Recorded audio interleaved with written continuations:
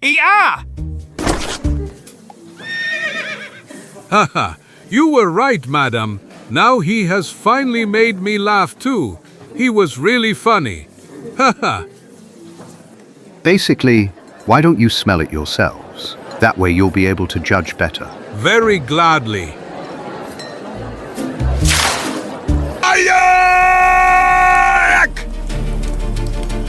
Hello, Captain. Zagor.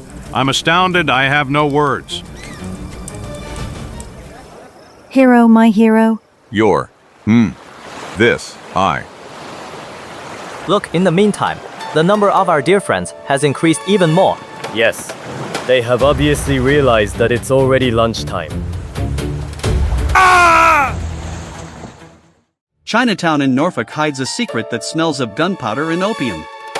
While the city is filled with the scent of exotic spices, the golden seal, a symbol of the emperor's will, becomes the subject of a bloody search.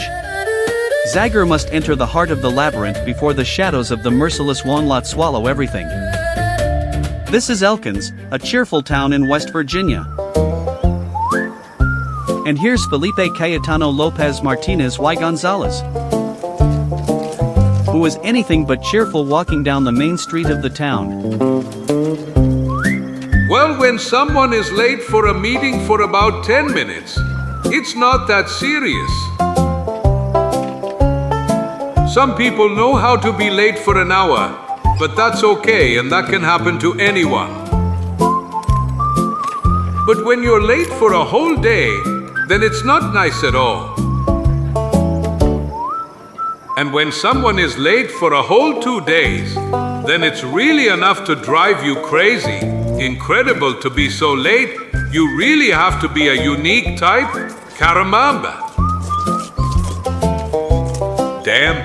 And is it possible that such a unique type is my friend? Man, where the hell did you disappear to, Zagor, damn you? And most importantly, why didn't you leave me more money if you knew I would have to wait for you so long in this stinky village? Man, I have nothing else to do but walk around here a little more. So, let's see, there are 5 restaurants here. About 10 bars. More than 20 stands with hot sausages. And none of them wanted to give me anything on credit. Damn. Nah.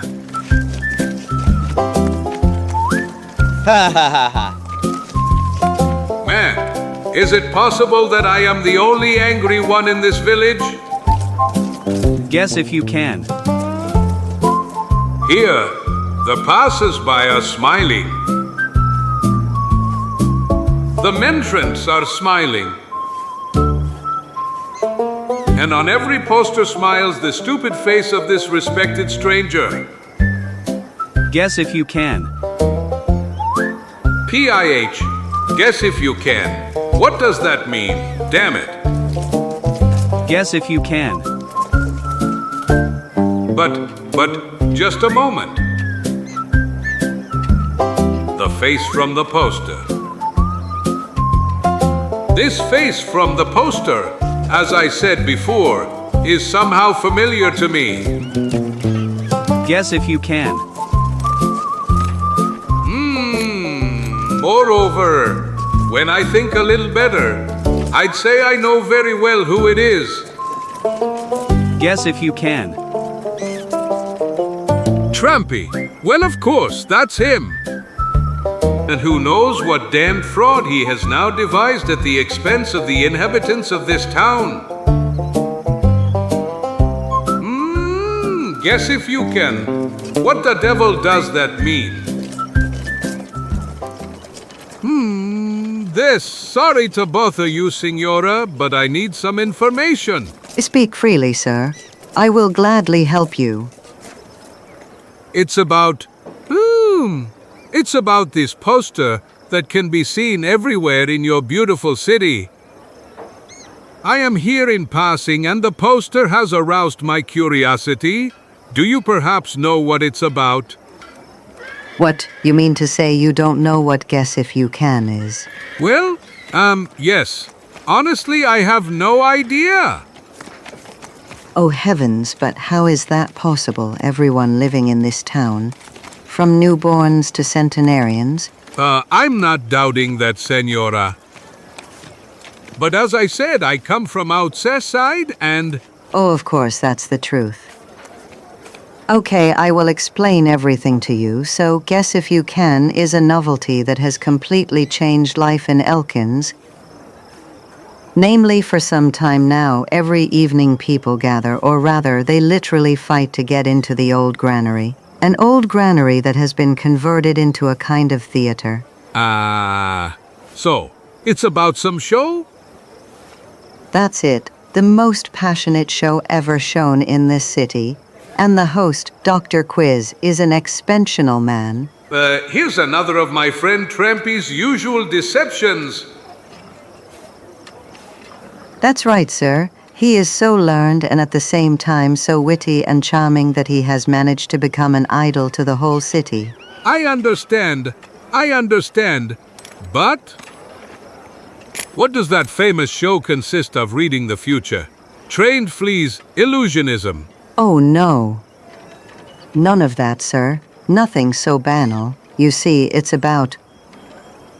culture. Dr. Quiz's show is pure culture. Namely, he asks various questions to everyone present, and the one who answers him first gets a prize. It is possible to win a ham, a calf, a picture, or an art vase. Well, isn't that exciting? It really is. Madam, I'm already shivering just thinking about it. Thank you, gentlemen, and goodbye. Oh, we will surely see each other, sir. If you come to the old granary tonight, I will not miss it. I will definitely come, madam. I will definitely come. Caramba, you carambita. It is perfectly clear to me that I must not miss this wonderful opportunity to survive until Zagor's arrival. If it's true that good old Stary Trumpy has found a way to milk the Elkins residents well, I'm convinced he won't deny at least one juicy steak to his old partner. Tonight at Old Granary, Guess If You Can. You just keep smiling, Dr. Quiz. We'll see each other tonight at the old granary. Guess If You Can.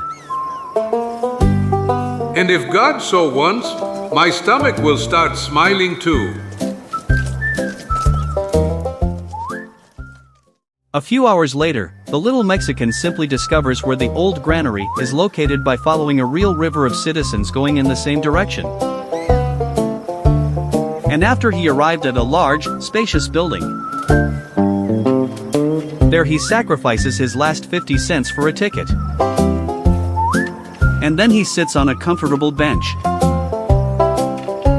in the middle of an excited, impatient crowd. Guess if you can. When will it start? In 5 minutes, just 5 more minutes. Which shortly afterwards with thunderous applause Bravo! Bravo! greets the arrival on the improvised stage. Dr. Quiz. Thank you, friends, thank you. Today we're going on with Guess If You Can. Your applausers for me represents a huge encouragement, and just like for my faithful collaborator, the lovely Deborah, who as always will read the questions, while in the temporary absence of the clerk McKearson, the task of decision-making in doubtful situations will be entrusted to Timothy O'Brien. After all, there isn't much of a difference here. Namely, both he and the clerk and Pearson are dressed the same, aren't they?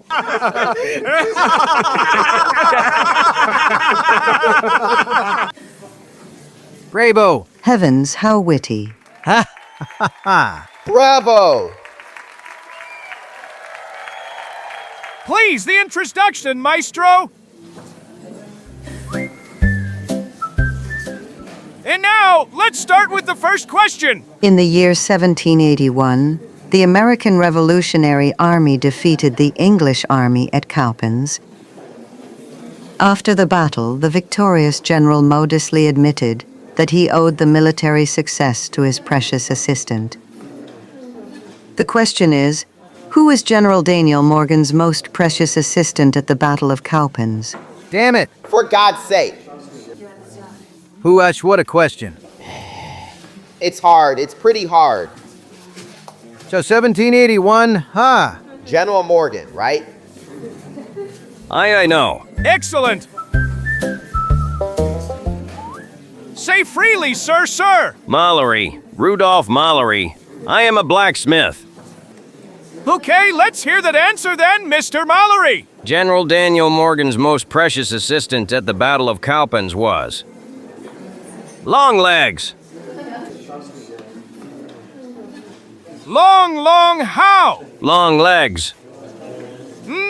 This too bad, Mr. Mallory. Really too bad. The exact name is another.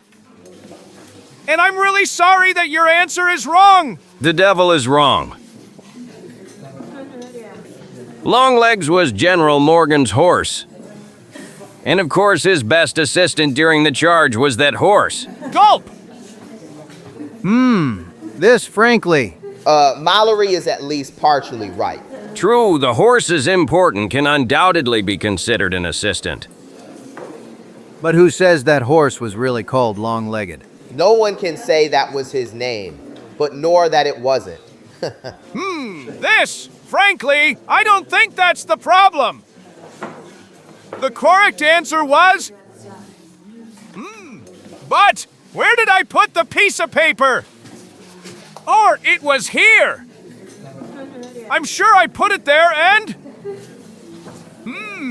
Just a little more patience, please. This. Well, in the absence of papers, I suggest that we accept Memphis Mallory's answer. You agree, Mr. O'Brien? Okay, the answer is good. I confirm the correct answer to Mr. Mallory.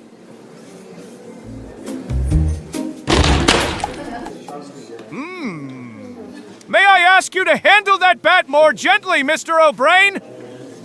For God's sake, you aren't making coffins here.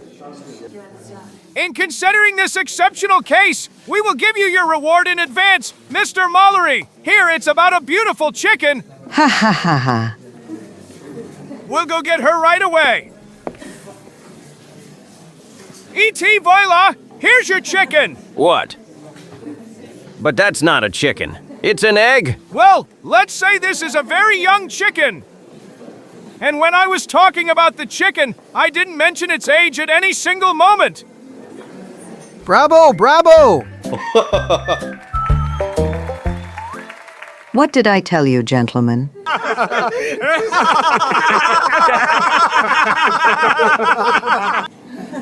Isn't he wonderful? Isn't he absolutely unique?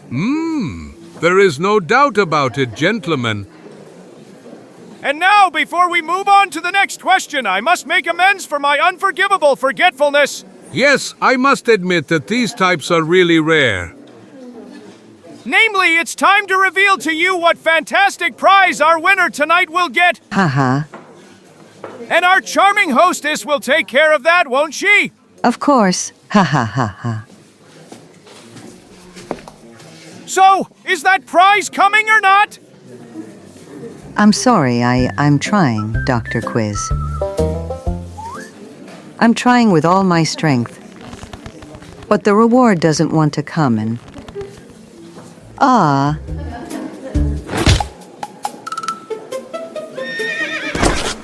Curse, I'm surprised at you, Deborah. So you should know that mules are pulled by the head, not by the tail. Poor girl, I'll take care of her, Dr. Quiz. You! Oh, don't exaggerate! As for her, I don't think it's her time for the grave digger. Namely, she needs a doctor now.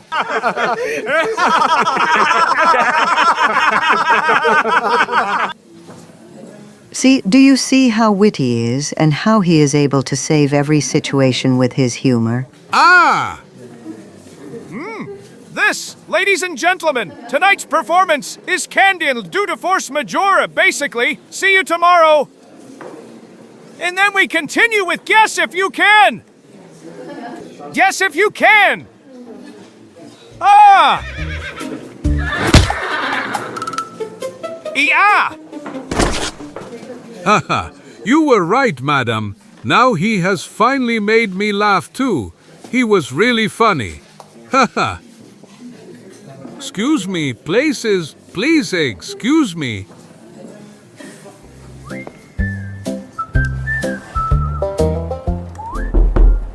Yes, who is it? What do you want? Considering that you are asking so many questions, Dr. Quiz, may I ask you one? Do you remember Chico Felipe Cayetano Lopez? Martinez. And Gonzalez! Chico! Trampy! Come here, fall on my chest! I'm so glad to see you! Ha ha! But how much time has passed? We haven't seen each other since that time when they beat us up because we... No, you are not right. That was the penultimate time. The last time they beat us up was because we... No, I think that was the penultimate time. As far as I remember, the last time they beat us up was because... Oh, enough already. Enough of sad recollections of that unfortunate series of failures and punishments. We'd rather think about the future. That's right, we are thinking about the future, and as you can see, the future is smiling at your friend Trampy. To your friend and partner, if you like that idea. I accept the offer with enthusiasm, my friend. And considering that your four-legged reward knocked out the announcer, already from tomorrow, you can count on the help of your announcer. PAA! The expression page sounds much better to me. Muy bien. Let it be per moral. And now let's celebrate our new partnership. I'm afraid you'll have to do it yourself. I saw how to say this. After that, and I have certain difficulties with chewing. Bien, then. I understand. Here it is, in the Red Dog Saloon. You will find excellent food and a comfortable room. Gracias, amigo. And take this list. These are the questions you will have to read tomorrow evening, and you better start getting familiar with some difficult names that you will have to pronounce. Be sure I will. I will study it all night. And tomorrow you will get from me perfect pronunciation and vocal performance worthy of a great actor who has proven himself performing Shakespeare. Ha ha ha! Until tomorrow, old friend! Until tomorrow? And until the new show. A little later, in the most luxurious city bar, people are still commenting on the last show, Guess If You Can. No doubt, the guy is really capable. And then he, as gentlemanly as always, said, "The show is Candium." Greetings, everyone, people, and congratulate me.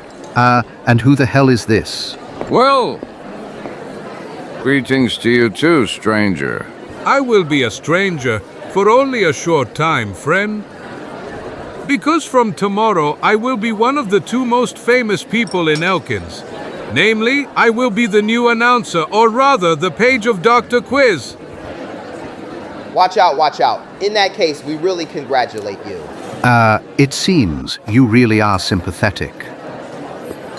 But are we sure that if you have to deal with a mule, you will be intelligent enough to tell the head from the tail? Ha ha ha ha. Don't listen to Poisonous Mulligan, friend. He always wants to show off as the most malicious and most sarcastic man in town. Only in the city, you probably meant in all of America. Ha ha ha! We didn't give him the nickname Poisonous in vain. Nonsense. Don't listen to them, my dear, sympathetic visitor. I am not the most malicious here, but the most elegant man as you can see yourselves if you look at my cloths, which are perfectly designed to the smallest detail. Starting with the bow tie and all the way to the always fresh flower that I wear in my lapel. Of course, Mr. Poison, this mulligan. It is a very rare flower that comes from Alaska, and its special scent is something between lemon, violet, and artichoke. Basically, why don't you smell it yourselves? That way you'll be able to judge better. Very gladly. Sniff, sniff.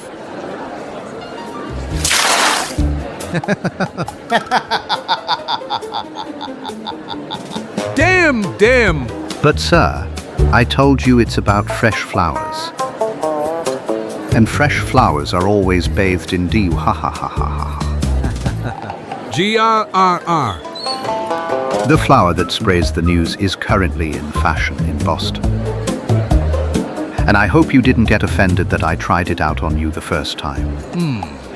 This. No, it's not bad. Anyway, a little water has never hurt anyone. I'm glad to hear that. Then let there be peace. Let there be peace. Okay, give me your hand. It's like a good to you sig zed. Retting kadmenda me laken. But sir, what's wrong? My hand. A hand? Oh, true. Sorry, I'm so clumsy. I forgot I was holding a pin in my hand. Ha ha ha ha. Finny. Damn fud.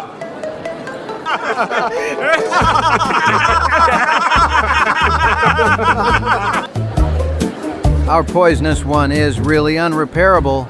And unpredictable. As if he's pulling them out of his sleeve. Damn him, it seems he spends all his time thinking up new jokes. Lucky him, on the other hand. I don't have his imagination nor his time to waste.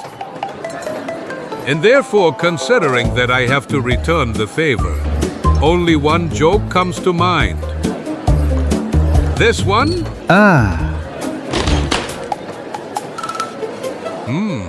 I must admit, it's not overly funny, and it's old, but I don't know why.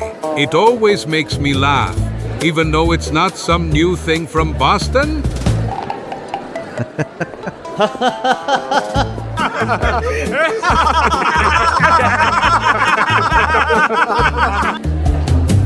I will avenge you, stranger. You will pay dearly for this.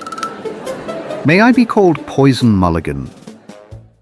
The next evening, an enthusiastic and loud crowd of people gathers again in the old granary. Guess if you can. And the soon-to-be eagerly awaited show begins with the usual ritual. Until our beautiful Deborah recovers, I will, ladies and gentlemen, be your new announcer. Or to be more precise, the new paid, as you have certainly understood from my haircut.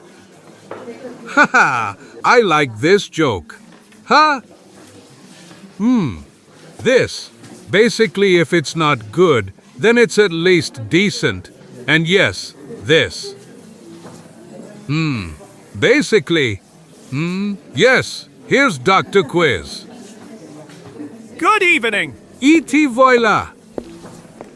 Once again for you, guess if you can. You are the best, Dr. Quiz. Bravo! Bravo. Thank you. As you can see, today I have a new assistant, and let me ask you right away, do you know what is the difference between him and the announcer who preceded him? Well, the difference is in the following. The girl got a blow to the head that made her stupid yesterday, at the age of 20. While that happened to him in childhood, when he fell out of the cradle. Bravo. Thanks, and have a girdle become a come that Caleb made sing have it started. PFF. What stupid humor. And here's tonight's prize, basically considering yesterday's catastrophe. I chose something that also has 4 legs. But what?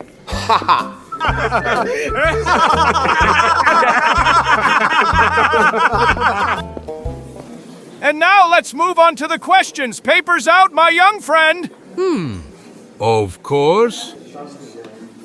Lovely ladies, esteemed gentlemen, here's the first question. So, Let's hope it's not too difficult. PSSST. PSSST, silence. what was Mr. Kelly, the pharmacist, doing at the widow Carter's house on Sunday evening? Please. Don't. But, You're blushing, apothecary, huh? so then there's where you were on Sunday night. But what are you saying, dear? This is certainly some kind of mistake. Hey! Dr. Quiz, I don't know what this shameful joke is, but I guarantee you that. What a joke. On Sunday night, you came back later than usual. Prove that you didn't if you can. Yes, or rather, no. Calm down, gentlemen. Calm down. It's obvious that some terrible mistake has occurred and... Backup question. Announcer, switch to the backup question immediately. Yes, of course. First reserve question. What was Mr. Mudder doing in Emma Clanton's chicken coop 2 nights before Christmas? Demon blood, you mutter! But I don't. Dirty, rotten thief, that's who stole my most beautiful and fatted turkey. Are you calling me a thief? Calm down! Calm down! Gentlemen! Indeed, certain rumors don't arise without reasoning. This is a mistake! It's certainly a mistake in reading and... No, absolutely not. Here it says exactly that on the paper. Then let's move on to the next question, which is... Why did Martin Miller light a cigarette so close to Mr. Mortimer's hayloft last month? Arsonist. So you are the villain who burned my hayloft. I don't smoke at all in. P.Y. Romaniac. Arsonist. Thief. Liar. P.Y. Romaniac. Adulterer, womanizer, cheater. Damn you! Where the hell did you get this paper, Chico? I had it in my pocket. You gave it to me, remember? But this is not the paper that I gave you, damn it! What but then? Someone must have replaced it without me noticing. But who? Who could have? Well, of course, that's who it was. Poisonous. Calm down, people from Elkins. Calm down. Don't fight among yourselves. Is it possible that you still haven't understood what the real truth is? These 2 guys, Dr. Quiz and his assistant, have plotted to divide us, to mock us, the inhabitants of Elkins. Come on, let's show them that we are not people who can be mocked so sarcastically. The truth, they decided to play jokes on us. Poisonous is right. All of this is set up to laugh at our expense. But just a moment, dear viewers. Calm down, esteemed gentlemen. Allow me to. You shut up, destroyer of families. But just a moment. We... But stop. You've gone crazy. Let's punish them. Get him. Ha ha ha ha ha ha. Now my revenge is complete. Damn you, Mexican! The partnership is... Dissolved? I understood. Save yourselves if you can. Mum! After him. Get him. Thieves. Fuff! Damn. Hunt! It's useless, my heart will burst. I can't puff. Come on, friends, we've got him. Pant. I can't keep running like this. Inside? I must. Puff. Hide inside. And now may heaven help me. Death. Let's punish them. There, one went there. Let's catch him. They're gone. Head up, old Chico. You got away this time. And this time you were more capable than those who wish you evil. Oh no, the lid is rising. They found me. It's over. They will tear me apart. It's over. I'm ready. Here I am, ready and reconciled with fate, like a lamb thrown to the wolves. Postman! Oh no! Oh! Mail for Felipe Cayetano Lopez Martinez Gonzalez. You, even here. This is really too much. No real postman accepts limitations in his field of work. And in cases like this, he has the right to request additional postage per kilometer. Damn it, put down that lid. Okay, I'll give you extra postage per kilometer, plus a night shift allowance, maternity leave, winter service allowance. I'll give you everything you want. But after that...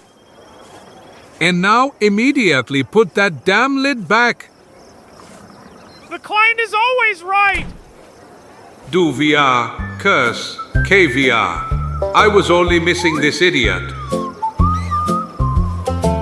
Another excitement like this and my poor heart will end up in pieces, cursed. So you really won't tell me how you spent all these days without me in Elkins? What a question. And how would I have spent them? It was excellent. In the morning I went riding to open my appetite. Then bathing, shaving and massage. After that lunch and rests, so I could endure all those evening outings to the theater and casino? What can you do? I had to spend that mountain of money you left me. Message received. And this time you were right, Chico. It's unforgivable that I left you alone for so long and without money. You'll see that I'll make it up to you in the coming days by treating you to plentiful lunches. You better be careful when you promise something like that. If our friend Fishleg is broke as usual, you risk having to treat him too. Ha ha ha. That's the truth. Him and all the sailors of the Golden Baby. Ha ha ha. Anyway, I really can't wait to see him and his nice people again. It's real luck that that crazy drunky duck followed you all the way to Elkins to give you the letter. Yes, really real luck. Luck that almost gave me a heart attack, Dover. Proclel KVR. What are you muttering, Chico? I didn't understand you. Nothing, nothing? A few days later. We've arrived, people. This is the junction towards Norfolk. I'm sorry that I have to drop you off in this weather, but I'm already late and I have to get back home before night falls. Don't worry, friend. You've already done us a huge favor. You've saved us a lot of effort. And this will certainly not be the first time we've walked in the rain. Well, there isn't much. Caramba y carambita. Since we're already talking about walking, how far is it from here to the O'Duell's Tavern? It will take you less than 2 hours. Less than 2 hours. Oh, really good news. 2 hours through ankle-deep mud with icy water soaking us to the bone. Don't be angry, friend. When you get to the tavern, the bartender will surely find you a nice dry place where you can warm up your bones. What kind of place is that? Believe me, it's the best accommodation you can find in this entire area. It seems that people traveling by stagecoach are picky and only accept first-class things. I hope you are right. As well as the fact that the cook is equal to the bartender. Indeed it is, believe me, people. You are in for a pretty nice evening. Then we'll conclude it with a toast in your name, mister. Have a good trip. Good luck to you too, guys. Vaya con Dios. Let's go, beauties, fly. After so much talk about cooks and bartenders, I can't wait to sit at a cram table. So help me, all the mustaches of my family. If only one more cart would come. There's no point in fooling ourselves, Chico. The guy who connected us claimed that the only virile passing this road is the stagecoach coming from Washington, and which in the best case won't be here before dusk. Okay, that means we'll avenge ourselves on Fishleg by making him pay for the most expensive dinner in his life. And he will gladly do it, Chico. Our dear Fishleg is surely also eagerly waiting for us as soon as he settled a meeting for us in this straying place. True. Namely, he could have easily settled a meeting directly in Norfolk. Well, the most important thing is that we will all meet again. We have so many adventures to tell each other. Thinking like that about a pleasant near-future meeting with an old friend, our heroes completely forget the difficult conditions that accompany their walking. Finally. Caramba y carambita. Tell me I'm not dreaming, Zagor. Tell me that what I see is a real house. Tell me it's not a mirage. Mirages happen in the desert, Chico. And where we are going is definitely not a desert, at least in terms of the abundance of water around us. Yes, water whose trace we will erase with as much wine. Hello, people. Good evening. Hello, strangers. 1,000 scalps. I can't believe we're finally on dry land. A rough day, huh? You're right. But they told us that you would be able to fix all that with a hot bath and cold beer. And we hope that's true. Show me better for your money and you will get both.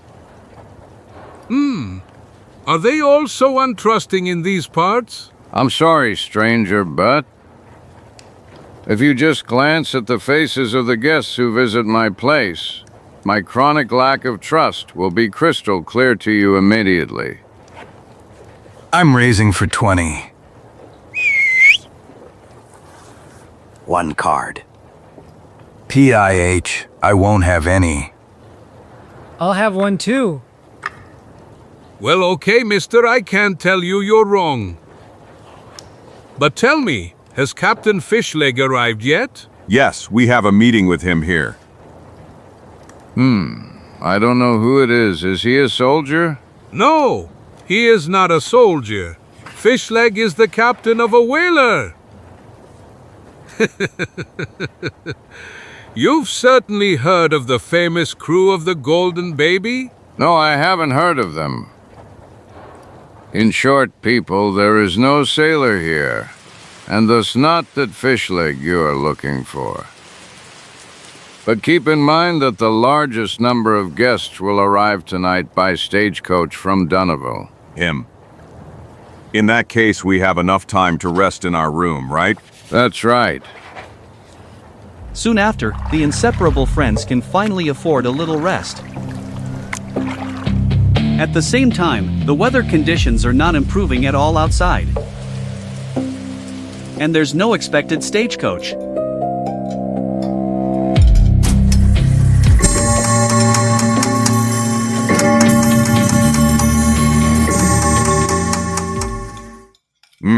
It's already 9 o'clock, and there's no sign of the stagecoach. PIH in this weather, that shouldn't surprise you.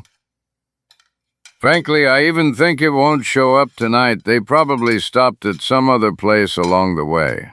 In that case, we're going to rest. But if the stagecoach does come, no matter what time it is, tell Captain Fishleg to just knock on our room door. Count on it. Good night. Good night, everyone. Good night. See you. While the pendulum ticks away the hours.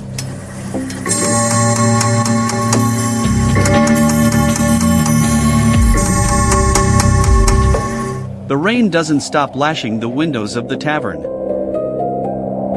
in which Sicko sleeps like slaughtered, while Zagor can't manage to close an eye. Strange, I feel tense as if I sense some danger. I've had this feeling many times before, and it rarely deceived me. But this time I don't understand why it's going through my head. After all, the delay of the stagecoach in such weather is quite normal, and 1,000 scalps, one would say that. OP, let's go, beauties. Just a little more. Of course, here it is, the stagecoach has arrived. And soon I will finally be able to hug old fish leg again. Chico, wake up. But what the devil? It has arrived. The stagecoach has arrived. Here you go, young man.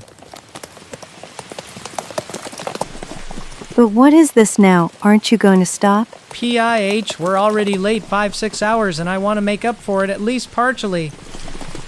Then have a good trip. Good luck to you too, young man. Come on, let's go, Ray AG. 1,000 scalps. But is that fish leg? No, obviously he wasn't in this coach. Chico, he will probably come tomorrow with the next stagecoach. Come on, let's go back to bed. Caramba, you carambita. Look at this, Zagor. You finally arrived, kid. We've been waiting for you impatiently all night. But who are you, and what do you want from me? Who are we, friends? Of course. Friends who followed your journey step by step, spending a lot of money on it. Stagecoach transport, food and accommodation in 3 taverns. Plus a nice number of bottles of whiskey with which we killed time until your arrival. All of that cost us a lot of money. But it doesn't matter, it will all soon return to us multiplied, little one. And with interest, ha ha ha ha ha ha. But I really don't understand anything. Where did you even get the idea that I have money with me? I am just a poor wretch who hopes to find a job as a cabin boy on some ship soon. PFF. I don't like people who tell lies, you brat. My friend is right, little one. A guy we know well, a serious person who works in a bank, told us that he gave your mother $30,000. And the only person who came out of the house of the aforementioned gentleman is you. And you came out with a bag that you're holding too tightly in your hand for it to contain only underwear. Caramba, you carambita. Have you heard? Wicked scum. I didn't like their faces from the first moment we stepped into this place. And the idea of stretching a bit by changing their personal prescription suits me perfectly. Come on, Red. Take his bag. No, you mustn't. You mustn't do that. Help, help. Curse it, shut him up. Ah. No, I don't want. Damn you, stubborn! If you don't let go of that bag, I'll cut off your hand. Let her go. Let her go. But what the devil are you intending? Well, okay, you stubborn person, you really asked for this. So help me. Curse. And what do you? That's the guy who arrived tonight. Devil take you, why are you interfering? Get lost, you fool. Get out of here if you don't want to. Meh, you get out of here. Or you'll have a really bad time. No, help. Red, help. Demonic blood. Put him down, you scum. Put my friend down. Put him down, no problem. You F. Bastard.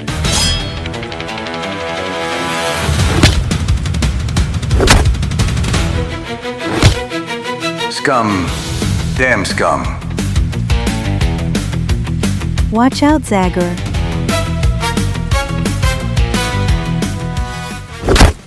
What now? Didn't you want this bag at any cost? There, now you've got it. Nice hitter, boy. Really nice hit. Yes, and how is it possible that he addressed you by name. How does he know your name? Truth, 1,000 scalps. What is this story now? Well, I'll tell you right away. Namely, the fact is that... Good Lord, what a slaughter. Hey, what's happening down there? Don't be afraid, friends. They aren't dead. Yes. Do you see this one, for example, is still moving? Moreover, it moves too much. Calm him down. Relax, gentlemen. Nothing serious has happened. My God, my God. And if your husband gives us a bigger piece of rope now, we will leave you several nice packages that you will then hand over to the nearest sheriff. So, boy, if I'm not mistaken, you wanted to tell us something very important. Yes. I wanted to tell you that it wasn't hard to guess that you were the Zagor I've heard so much about, and whom I personally invited here by signing the letter in the name of my Uncle Charles Humboldt. Caramba, y carambita. So, you mean to say that the meeting that Fishleg settled for me here was just your invention? Damn scammers. Then those three did well when they... Calm down, gentlemen. Calm down. Let me explain. My Uncle Fishleg wrote to me that he will certainly come to Norfolk. That is, he probably already arrived. And I left Boston precisely to join him and hand over this money which represents his share of the inheritance that belonged to my mother and him about 3 months ago. Here you go, mister. Of course he will, friend. Come on, boy, if it's true that you want to get a job as a cabin boy, it's time to learn how to tie knots. When my mother entrusted me with the task of giving my uncle this money, and after I heard that the taverns were full of robbers of all kinds, and considering that I am inexperienced and not particularly strong, it was immediately clear to me that I would need an armed escort. And since private bodyguards cost a lot of money, I remembered an excellent friend of my uncle, who, according to his stories, is worth more than half of the Boston police, and who should protect me at least on the second part of my journey. And who, unlike the above-mentioned private bodyguards, doesn't cost a cent. Of course, the Great Zagor is always available to everyone, and it's free. Stop it, Chico. This, I thought it wouldn't be too much of a problem for you, because you will have the opportunity to see your old friend again, won't you? You are eloquent. Boy, there is no doubt about it. And I must add that you are likable. In short, I gladly forgive you your deceit. Hurrah! And me. Thanks. Thank you, Chico. So tell me, how old are you, boy? I'll turn 20 in May. Devil take me, and you don't even have a single hair on your beard. But I tell you something. If you board a ship full of experienced sailors, they will immediately start to mock you. They will treat you as if you were some young lady. Then I have to tell you something. Namely, if that happens, those sailors will not be wrong. Because I really... And I am a lady. By all the mustaches of my family... 1,000 scalps. I decided to disguise myself as a man in order to discourage potential annoyers during the journey. But now that strategy is no longer necessary. Because now I have my valiant knights who will defend me, so that I can finally become a member of the weaker sex again. Oh. Gulpoop! Oh, this scoundrel managed to untee himself. Go back to sleep. Did she say the weaker sex, or did I make a mistake? The next morning, 3 travelers take their place in the stagecoach, which this time arrived on time, and followed by the gazes full of hatred of 3 thieves. Happy journey, people. They are starting the second part of the journey towards the Atlantic Ocean. Fortunately, the weather is calming down, and 3 days later, There she is. Look over there. Golden baby. This is the first time I've seen her, but I know her like the back of my hand because I've heard so much about her. And I also have the feeling that I know all the sailors from her. Gaston, Tara, Ramath.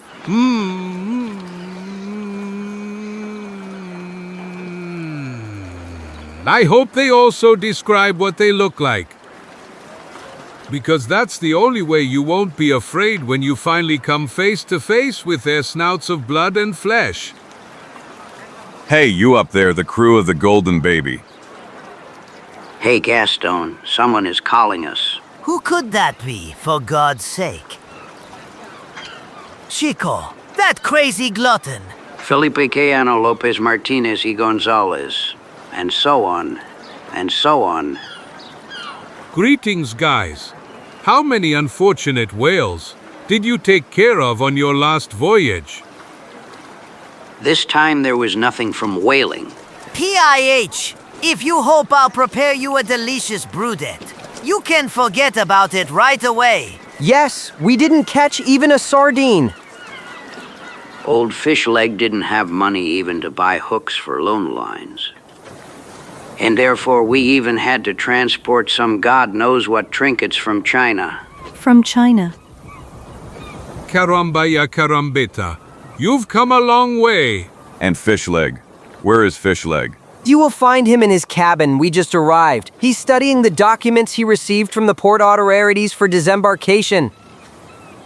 And Zarkov, Sikelo, Nutter and the others. Everyone went out to have some fun.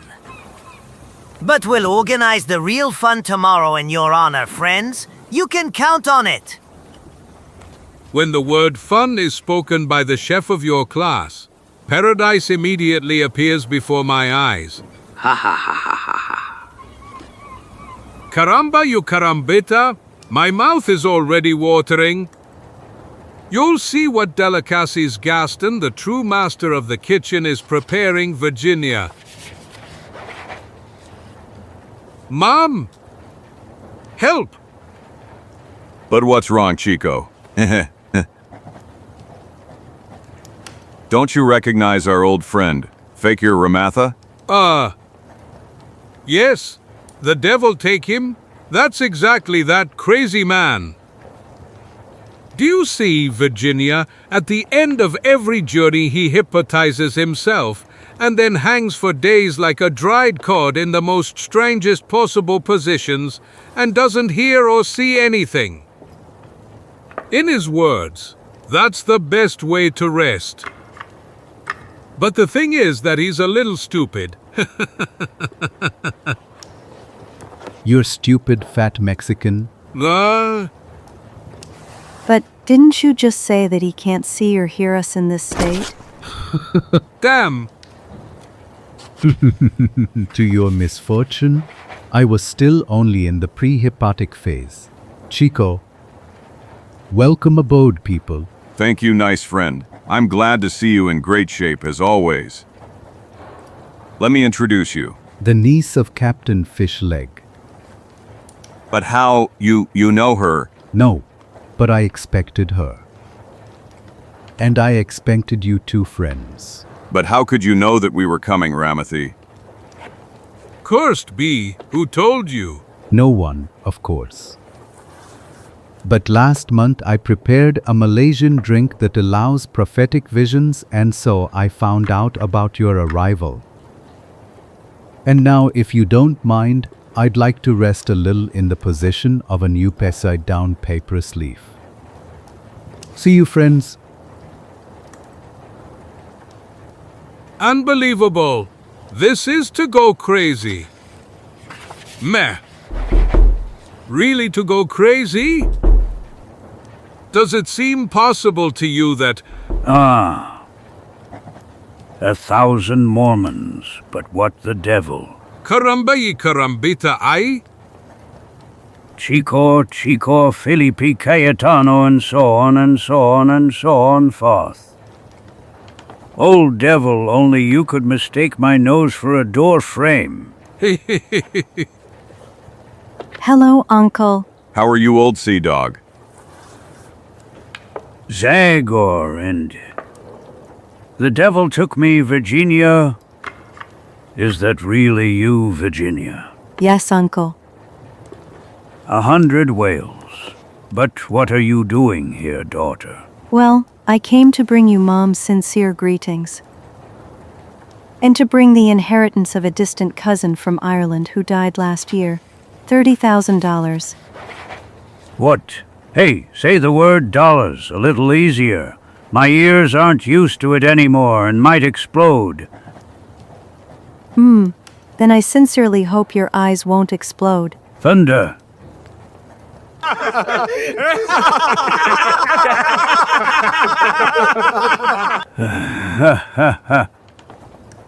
Wow, this is amazing, incredible.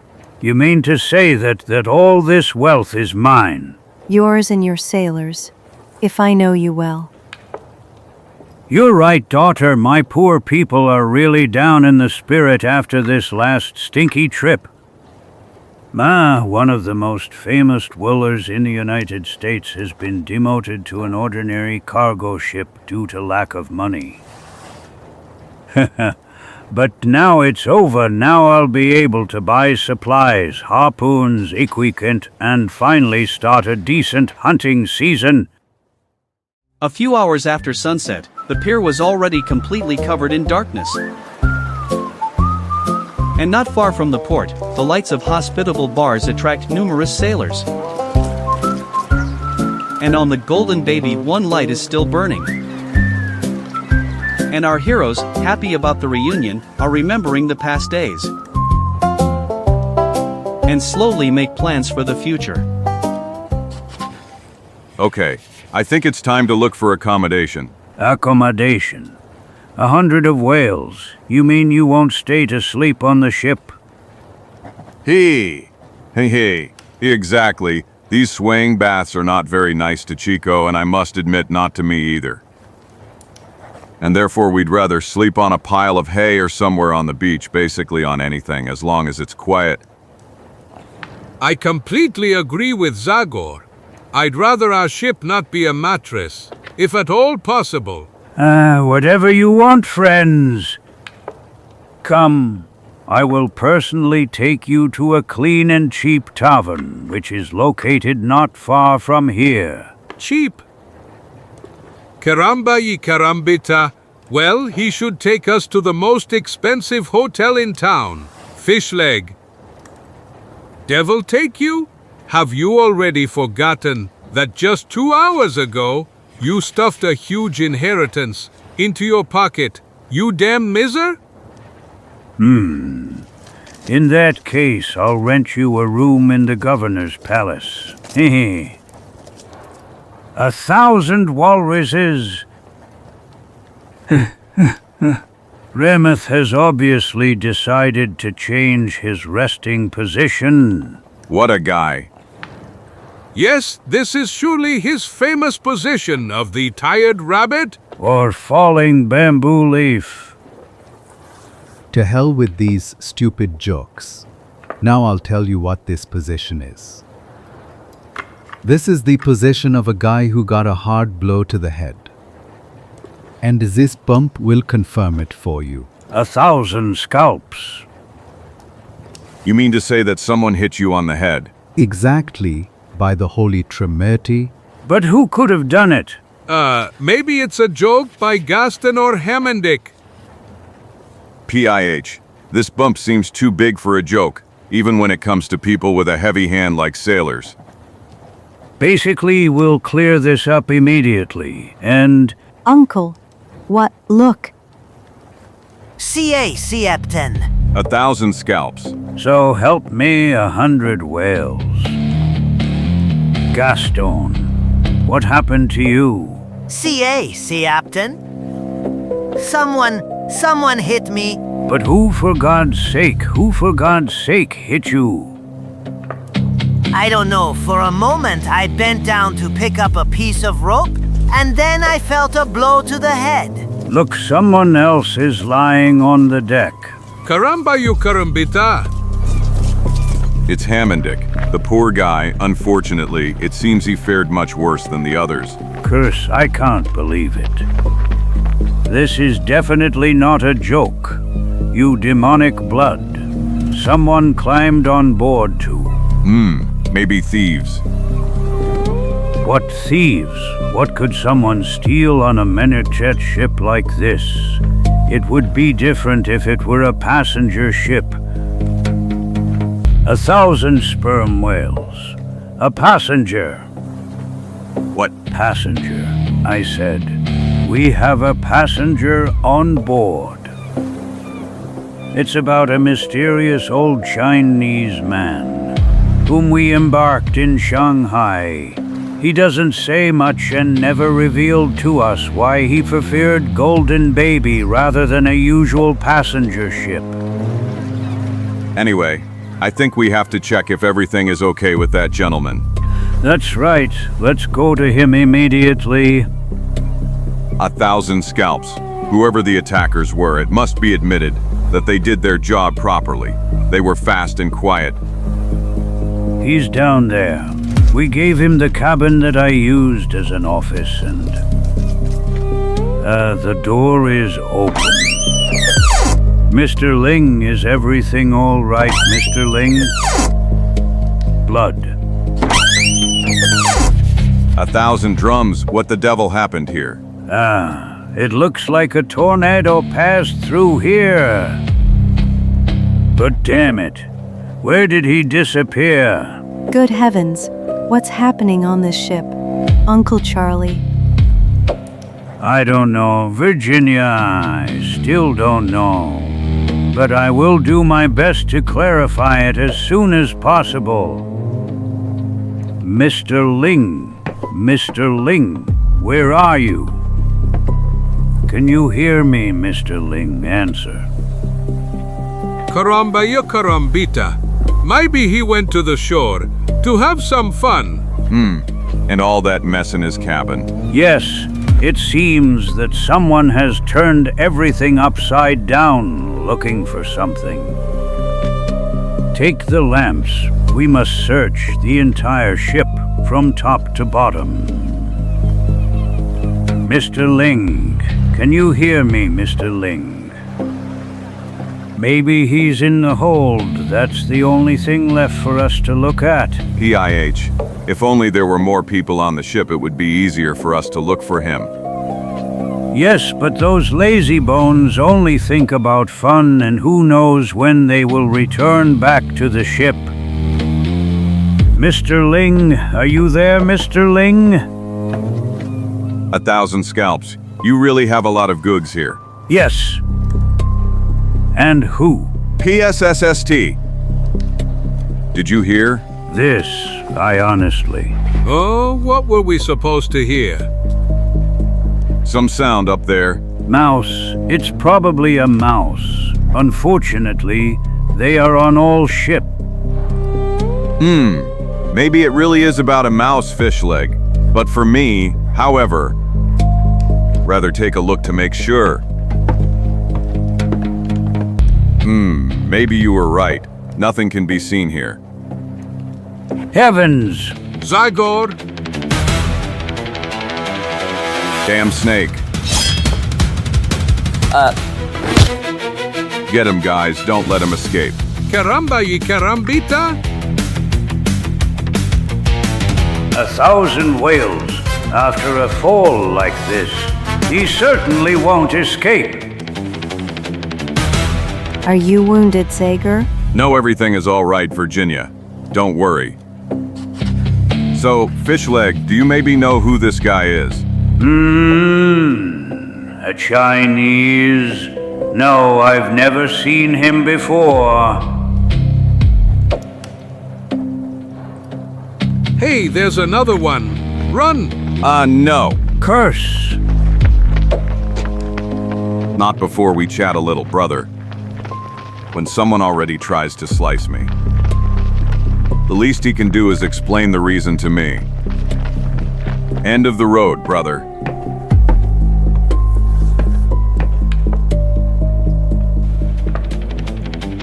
You two, then the knife is really your national vice. Fish leg. Chico, open your eyes wide. Maybe there are more of them. And you, in the meantime, watch these two. Finn, damn cry. I hope there are no more. This is really enough to drive you crazy. Caramba. Ye carambita Zagor, Captain Quick. Over here? 1,000 scalps, another Chinese. Unfortunately, yes. And this time it really is him. The man we were looking for. Mr. Ling? By all the drums of Darkwood. Is he dead? No, fortunately, he is still alive. But they did a good job on him. Damn bastards. But why did they torture him like this? Yes, what did they want from him? Let's hope he will be able to tell us that himself if the doctor manages to bring him to consciousness. Quick, we must take him to the doctor immediately. And these two? We will hand them over to the police. And if their commander is still, as I believe, a certain Gibson, be assured that they will sing like nightingales very soon. Come on, let's hurry. Every minute counts now. This poor guy's life hangs by a thread.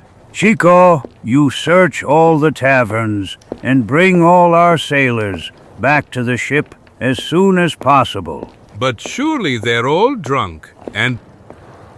Let them then sober up, damn them. I want the entire ship checked centimeter by centimeter from top to bottom. And let them be careful that no other intruder sneaks onto the ship. I'm leaving right away, Fishleg. About half an hour later.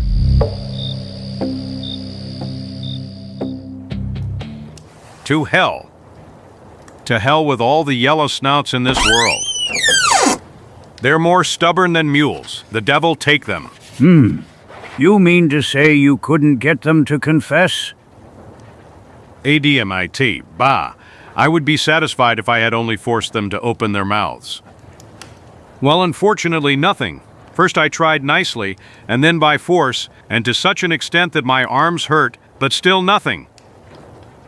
As if they're mute, both of them, like a grave. But did you at least manage to find out who they are? Do they live here in Norfolk? Take. And how would I know that take and south that? All those damn Chinese are the same to me, and new ones come every day. You see, lately here in Norfolk, the same thing is happening that happened in other big cities. Workers who were brought from the east to do the worst possible jobs have established their own independent community within the city. During working hours by day, they respect our laws, but then after that, within their community, they live according to the ancient customs of their old homeland. They celebrate traditional holidays, choose their leaders in accordance with the hierarchy and even appoint courts, and sometimes carry out executions of those who have broken one of their laws. That's why we often encounter cases like this evenings. These people are more afraid of the authority of their secret world than of us. And that is precisely why they built a kind of wall of silence around their way of life in that community. I understand. And in that case, we can only hope that we will find out something from their victim, Mr. Ling. True, maybe he, when he comes to his senses, will enable us to understand what happened tonight on the Golden Baby. However, my many years of experience tell me not to have too high hopes for that. Namely, I would bet that Imsar Ling, or whatever the hell his name is, won't say a single word about what happened. Because he himself probably believes that some things should be resolved exclusively among the Chinese, and that whites have no right to stick their noses into it. What should we do then? You, nothing at all. Gentlemen, return to your business and thank heaven that you got out of this mysterious story without too much damage.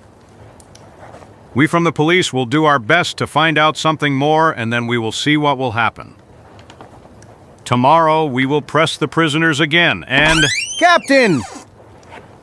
What the devil is going on, Sergeant? Is the building on fire? No, sir, but... 1,000 scalps, did they escape? No. They didn't escape, sir. They are dead. Dead? Are you kidding, Sergeant? 100 whales. What do you mean, dead? I don't know. I hadn't taken my eyes off them for a moment, but suddenly I saw one of them sliding off the chair like a bag of potatoes. And while I was trying to help him, another met the same end. I guarantee you that... To hell. This is really for the birds. I still can't believe it. They're mocking us. Bah. The whale's belly? They're dead. They really are dead. At first glance, there isn't the slightest trace of wounding. Curse it, another mystery. No, gentlemen, there is no mystery here. Look at this whitish foam coming out of their mouths. They obviously took some extremely strong poison. I think you are right, young man. But how could that happen, damn it? I swear to you that I have nothing to do with it, gentlemen. I guarantee you that they didn't touch any food or drink and... Everything is all right, Sergeant. It's clear that you have nothing to do with this. These fanatics knowingly chose death rather than speak under pressure in our hands. Look, both of them have the same ring. Yes, and it seems that both of them lost the stone that was on it. Obviously, it wasn't any stone, but poison. They swallowed it and then died. Curse. And so now the chances of us clarifying this whole story have become even weaker. I do not intend to doubt your abilities, Captain. But if I were in your play, I would double the surveillance of the house of the doctor where the wounded man is, Mr. Ling.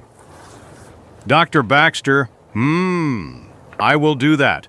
And now, gentlemen, good night. And I will only repeat once more that you no longer interfere in this story. Don't worry, Captain.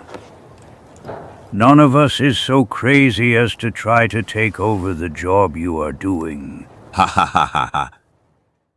The next morning, all the sailors of the Golden Baby are busy unloading the goods located in the spacious hold. Come on, pull. OP. Slowly, easier. You don't want to break all that goods that we transported across half the world, do you? Frankly, I'm getting hungry from all this work. Come on, just one more hour and you'll be able to eat 2 steaks. You think that will be enough for your unquenchable hunger? Depends on what kind of steaks we're talking about. If it's human flesh, then it will. Namely, only human flesh gives true energy to all of us who have centuries and centuries of cannibalism in our blood. Of course, I immediately want to emphasize that it must be a well-fed and not overly nervous person. Or rather, about someone like our Chico. Hands off, you ugly glutton of honest Christians. Get your PIOOs off me. Am a damn cannibal. I never know if he's joking or serious. Basically, I'd better stay away from his mouth. Who knows how many poor explorers and missionaries ended up in them?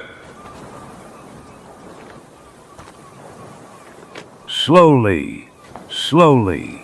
People, do you want to turn my buds into shards? Your what? My buds, I said. I mentioned you didn't have money to pay for the trip from Shanghai to Singapore compensated me with this chest in which there are 200 Budja statues. It's about rather modest objects made of cheap ceramics. But it's not out of the question that I'll manage to get a decent amount for them if I sell them to some Chinese man from Chinatown. Here, everyone is like this. And what is this hole in the belly for? And how do I know that? Maybe these statues are used as containers for spices, perfumes, or some other oriental sorcery. What are they like? I think you can get at least $2 for them each. What? Only $2? You've gone crazy, Fishleg. The Chinese who live here are surely full of nostalgia for their distant homeland. And therefore they will be ready to pay double that for an item like this. But of course, provided that a clear-headed guy leads the sale. You unfortunately. That is by no means the case with me. I wouldn't be able to sell even a bottle of beer to a guy who just crossed the Sarah. Hey, just a moment. So why don't you take care of it? Me? Yes, place the statues in one of those abandoned shacks that are up on the hill. And then spread the news about it in Chinatown and start selling since you're so clever and cunning. In the end, when you sell them all, we will divide the profit in such a way that I will take 70% and 30% will belong to you. HHM. Let it be 50. 50. 1,000 whales. That's the most unfair offer I've ever heard in my life. But I am forced to accept. Give me your hand. Thank you, Captain. Thank you, Budo. Thanks to your amazing power, some money will finally end up in my pocket. And so, the next day, while Zagor is helping with the unloading, our other acquaintance is already in his new job with his soul and body. I changed many jobs, which bring a lot of money. But from today, dear people, RainYudaAD.com. Now I'm becoming a merchant. Rain Buddha. Rain Buddha on Norfolk. Here it's done. And now run to your quarter and let everyone hear you. At command. Straight from China. And please, get to work. Visit all the streets. And don't forget that we are partners. Buddha for you, Buddha for all. For every statuette we sell, you'll earn a nice $25. Whoosh! Straight from China. B-U-U-U-D. Who wants Buddha? Buddha for you, Buddha for all. The idea of the little Mexican proves to be quite successful. And in the hours that follow, the first customers appear in the improvised shop. And they buy, without commenting on the price, Buddha statues. But that night...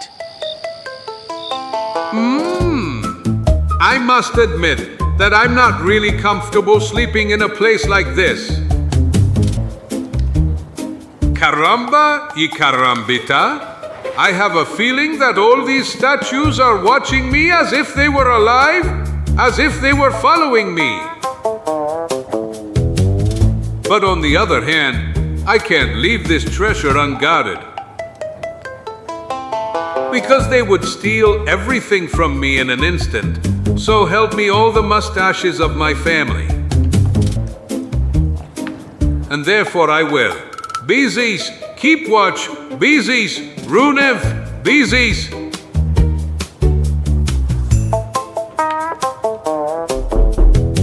Hey, it seemed to me that... Of course, someone is knocking. But who the hell could that be at this time of night? Maybe a buyer who didn't manage to come before? Who is it? Yai, I was right. It's about a Chinese man.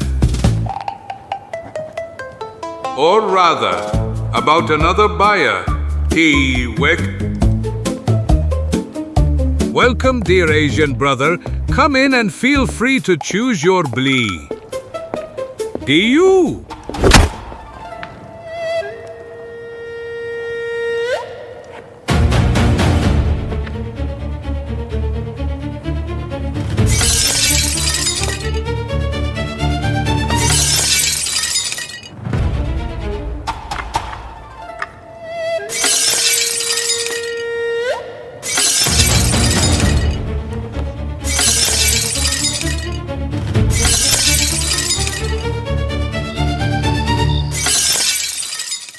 The next morning. If I didn't trust Chico, I would never have believed this. Unbelievable, really unbelievable. Ah, Are you sure they didn't even touch the money? absolutely. I sold 11 bud hairs for $5, which is a total of $55, right? That's right. Okay, here are all $55 that I kept here in my pocket, where they could easily find them. I repeat once again, they obviously only wanted to smash all the statues.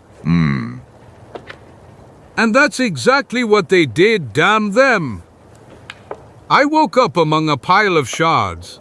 I'm sorry, Fishleg. It was your goods after all. Everything's okay, Chico. You gave it your all, and those $55 already represent a good result in themselves. Believe me. The truth, that's much more than you would earn. Uncle Charlie. Yes, Chico, and therefore let's not talk about it anymore. It's obvious your initiative has bothered some city merchantech, who, in order to remove dangerous competition, hired some villain to destroy your goods. Zagor is right, Chico. That's certainly what it's about. Well, let's not think about it anymore and continue with the unloading. That's right. Come on, Chico. Relax and forget about everything. After we finish, we will all rest together, okay? Okay, Fishleg. We'll go somewhere hunting and fishing and then have fun in the best restaurants and all that at the expense of my inheritance. While we wait for that wonderful vacation, I'll take a little walk around the city, okay? Okay, Zagor. See you soon, friends. This accident that happened to Chico is much more unclear to me than what I told my friends. I wonder what could be hidden behind that. Is there perhaps some connection between that and what happened the day before yesterday on the Golden Baby?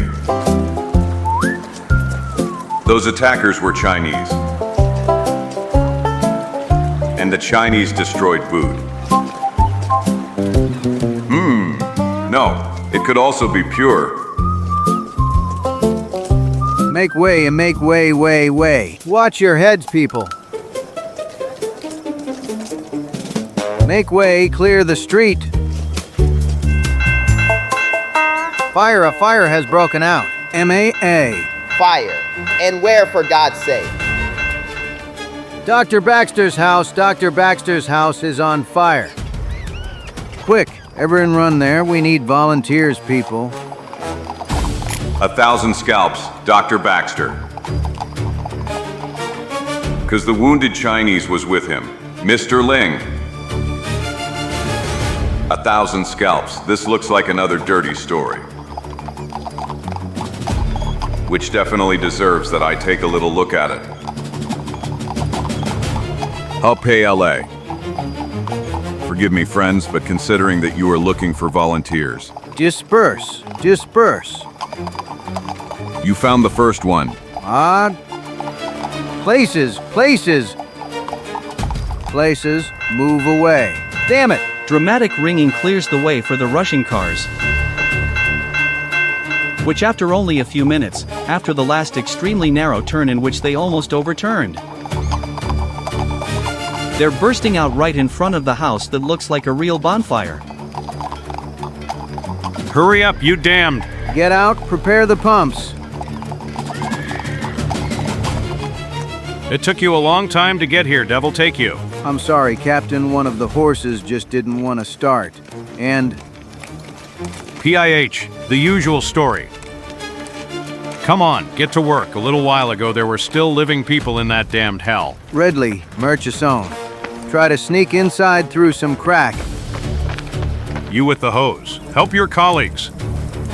The door, soak the door.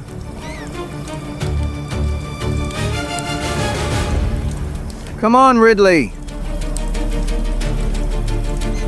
Curse it, this is burning like a hayloft. The beam! Let's try to remove this beam. Cuff. Damn it, this damn thing is like it's made of iron. And this smoke is filling my lungs more and more. Cough, cough.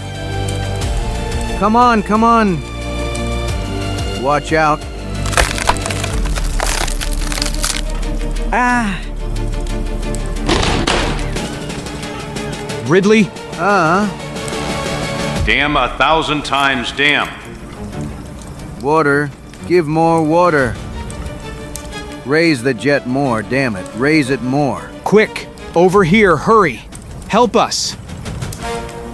But what are your men doing, Lieutenant? Why are they delaying so much? Those two are capable guys. Captain, maybe the best in the unit, but the fire has spread to the whole building. If we had only arrived 10 minutes earlier. Look, Lieutenant! Help, help. Ridley! Murchison! Help, help! It's nothing serious, Lieutenant. But unfortunately, not even the devil could get in there. The rear Wintons, maybe we can try over there, Lieutenant. That's right! Quickly, unfasten those hoses! I immediately, Lieutenant. Move the carriage! Sumuski! We'll need it from the back! On Union Street, sir? Yes, in Union Street! And you too, with those things! Run back immediately! All Saints! And who is that up there? Who is that crazy man, Corporal? Who, Kay? I don't. I don't know, sir. It's none of ours. A volunteer! That's the volunteer who joined us on the carriage upon arrival! But what's he thinking? He's not normal! Volunteer, what the hell is that damn story now? Demmon's blood, I don't want Civians martyred over whom the city will shed tears, and the press rivers of ink. Stop that madman immediately! Bring him down before! Oh no, but I know him. T-shirt. He wore a t-shirt like that night. That's that Snoop with Golden Baby and... Ladder. Remove the ladder from the roof on which that madman is located. The firemen immediately execute the order, but before they manage to move the cars even 1 single meter. Hey, you up there, stop. And hold on tight. Among the people on the street, cries of horror erupt. No hell! Good heavens! No board truck, lock that down window. An athletic figure that has reached the last rungs. Already detaching from the ladder with a turning jump. And skillfully lands on the roof. OPLA. After which, flashes of flame immediately hide it from the gaze of the gathered. And a thick smoke screen. Damn it, this is all we needed. Tomorrow the journalists, and the mayor will crucify us. Heavenly powers, is it possible that someone can be so stupid? Lieutenant, the cars from the 3rd District are arriving. Better late than never. Get moving, damn it! Let's try at least to localize the fire! We must not allow the fire to spread to the neighboring houses! Fast! Fast!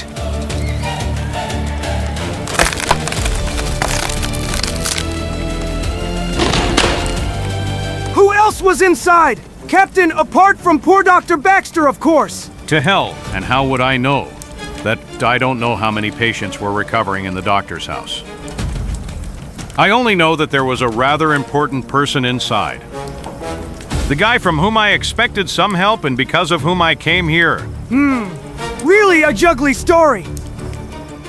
The fire spread so quickly that it looked as if Dr. Baxter had kept barrels full of kerosene inside. Well, we can exclude that immediately. It is more likely that someone else set that kerosene inside. What? You mean to say that it could be a case of arson? Well, let's say that Palm Bilby should not be excluded. Lieutenant, raise that stream higher. Demon blood. Look up there, Lieutenant. Terrace on the right side. To hell!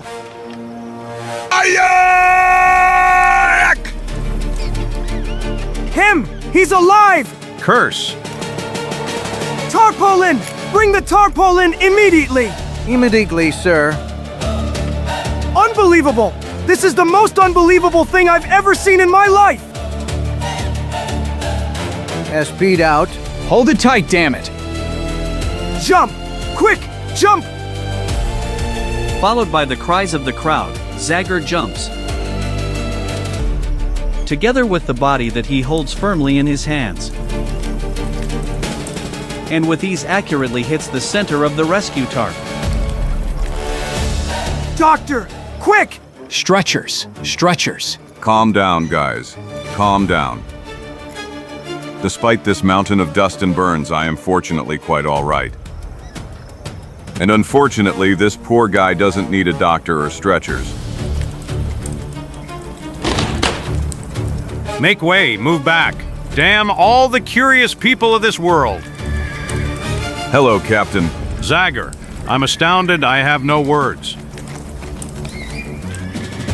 What you did is really incredible, and I don't understand what devil made you do such madness. These are things that ordinary citizens should not. Stick our nose in. I know that's your favorite saying. But you know, sometimes amateurs manage to achieve better results than professionals. Isn't that right, Lieutenant? This, Basically, maybe we should have tried to climb on the roof just like you did, and this! Maybe we would have succeeded with that maneuver! Hey, stop it. It's useless to talk about it now. Here you are, Captain. This is the man to whom you wanted to ask some questions. But unfortunately, he is no longer able to answer them. Curse, are you sure he's dead? The captain is right. In cases of suffocation, they sometimes manage to resuscitate victims. So that might help with suffocation, gentlemen. The truth, I saw how they apply artificial respiration techniques that. But I don't believe that can help much with a knife in the back. Heavenly powers! He is killed. The devil take me! But then the fire was set only to... How to remove the corpse, and with it the evidence of the murder. Damn it, and that cost the life of poor Dr. Baxter. PIH, may the perpetrators of this swenery be damned. But who could have done it? And what motive could have led them to? Stop, enough, Lieutenant. Because otherwise our Captain Gibson will remind you that murder is a matter for the police. And that ordinary citizens like me and firefighters like you are not allowed to stick their noses into this. Goodbye, gentlemen, I leave you to your worries. But just a moment, someone needs to take care of your burns. Don't worry, Captain. We have an Indian shaman on the Golden Baby, and I'm sure he will put me right without any problem. Let me pass, people. Damn it, what a guy! But who the hell is he? I don't know much about him right now. But something tells me that we will meet again many more times. And so I will have the opportunity to find out what is hidden behind his unusual personality and that unusual costume. Come on, Sergeant Carlson, let's go back to the station. Attention! And this poor guy? Take him to the morgue and tell Dr. Mosley to send me a detailed report on the time of death and everything else. Goodbye, Lieutenant. Goodbye, Captain! And tell your guys to pull themselves together.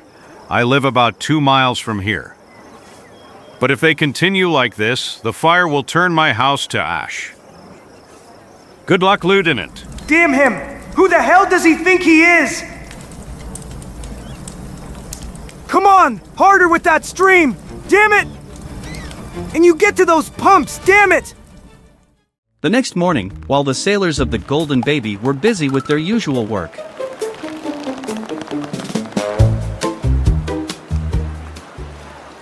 Are you talking to us, friend? Damn it, if you want to ask something of us, you better start speaking like an honest Christian.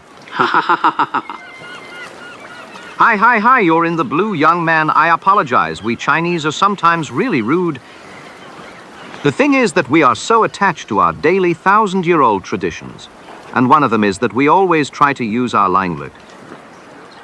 And since we're on the subject of our daily traditions, I wanted to ask you if you perhaps have any more of those wonderful butters that I heard about in the Chinese Quarter. Bud has, huh? Frankly, we don't know anything about that. Namely, the guy who was selling those statues is the captain's friend. Wait a moment. We'll call him right away. Your kindness is truly touching, young man. What? Oh, sorry, I said thank you in Chinese. Hi. And I will then ask you in English, why do you want that, Mr. Bate Battleton? But Zagor, who are you talking to? That's a Chinese who. He. It's true. He is Chinese just like me. Zagor! Chico, Felipe Cayetano Lopez Martinez, and so on. I'm glad to hear that you can say our again, friend. Friends, I am so glad to see you again after so much time. And it's always a pleasure for us, Bate. Come on, get on deck.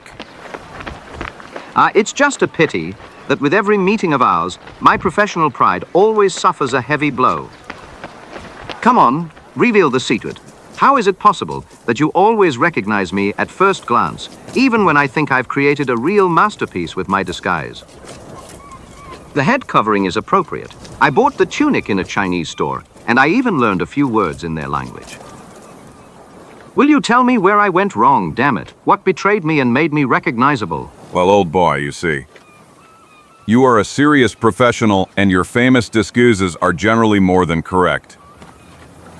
But the only problem is that you always overlook some minor detail, and this time it's about... Tell me, I'm really interested. It's about those boats that are sticking out from under your pants.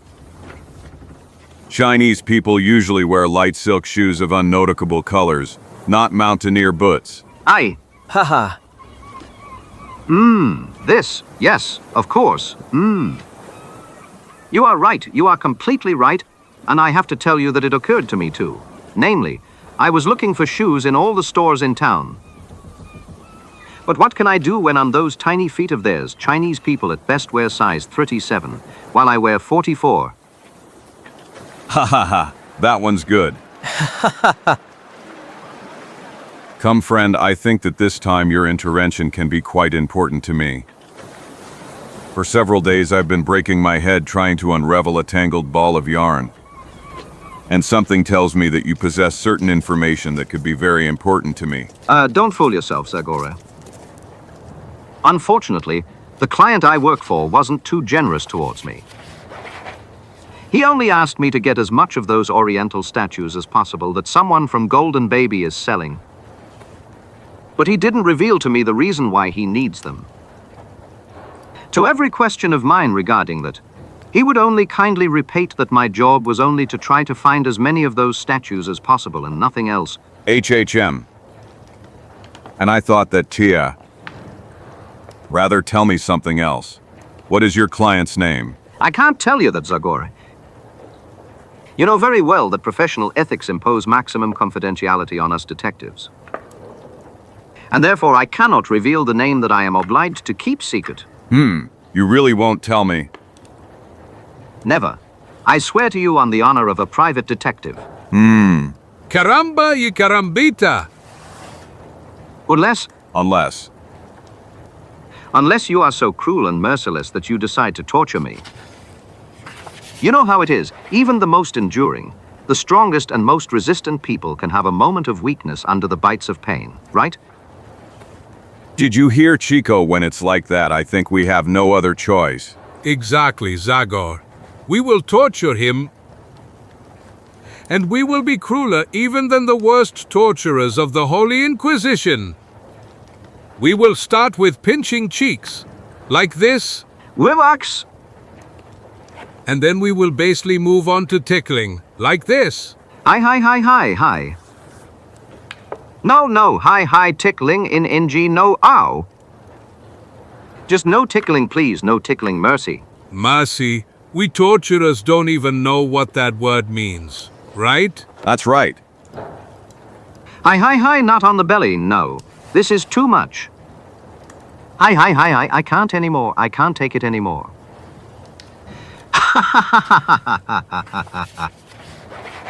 Okay, I'll tell you everything. My soul is strong, but my body is too fragile.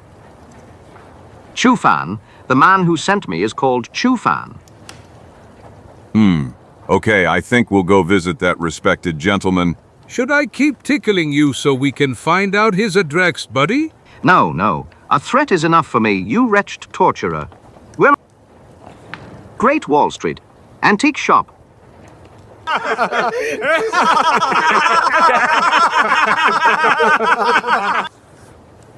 Okay, and now while you two are talking, I'll take a look at the hold if what I remember is true. We won't appear empty-handed before your friend Chu.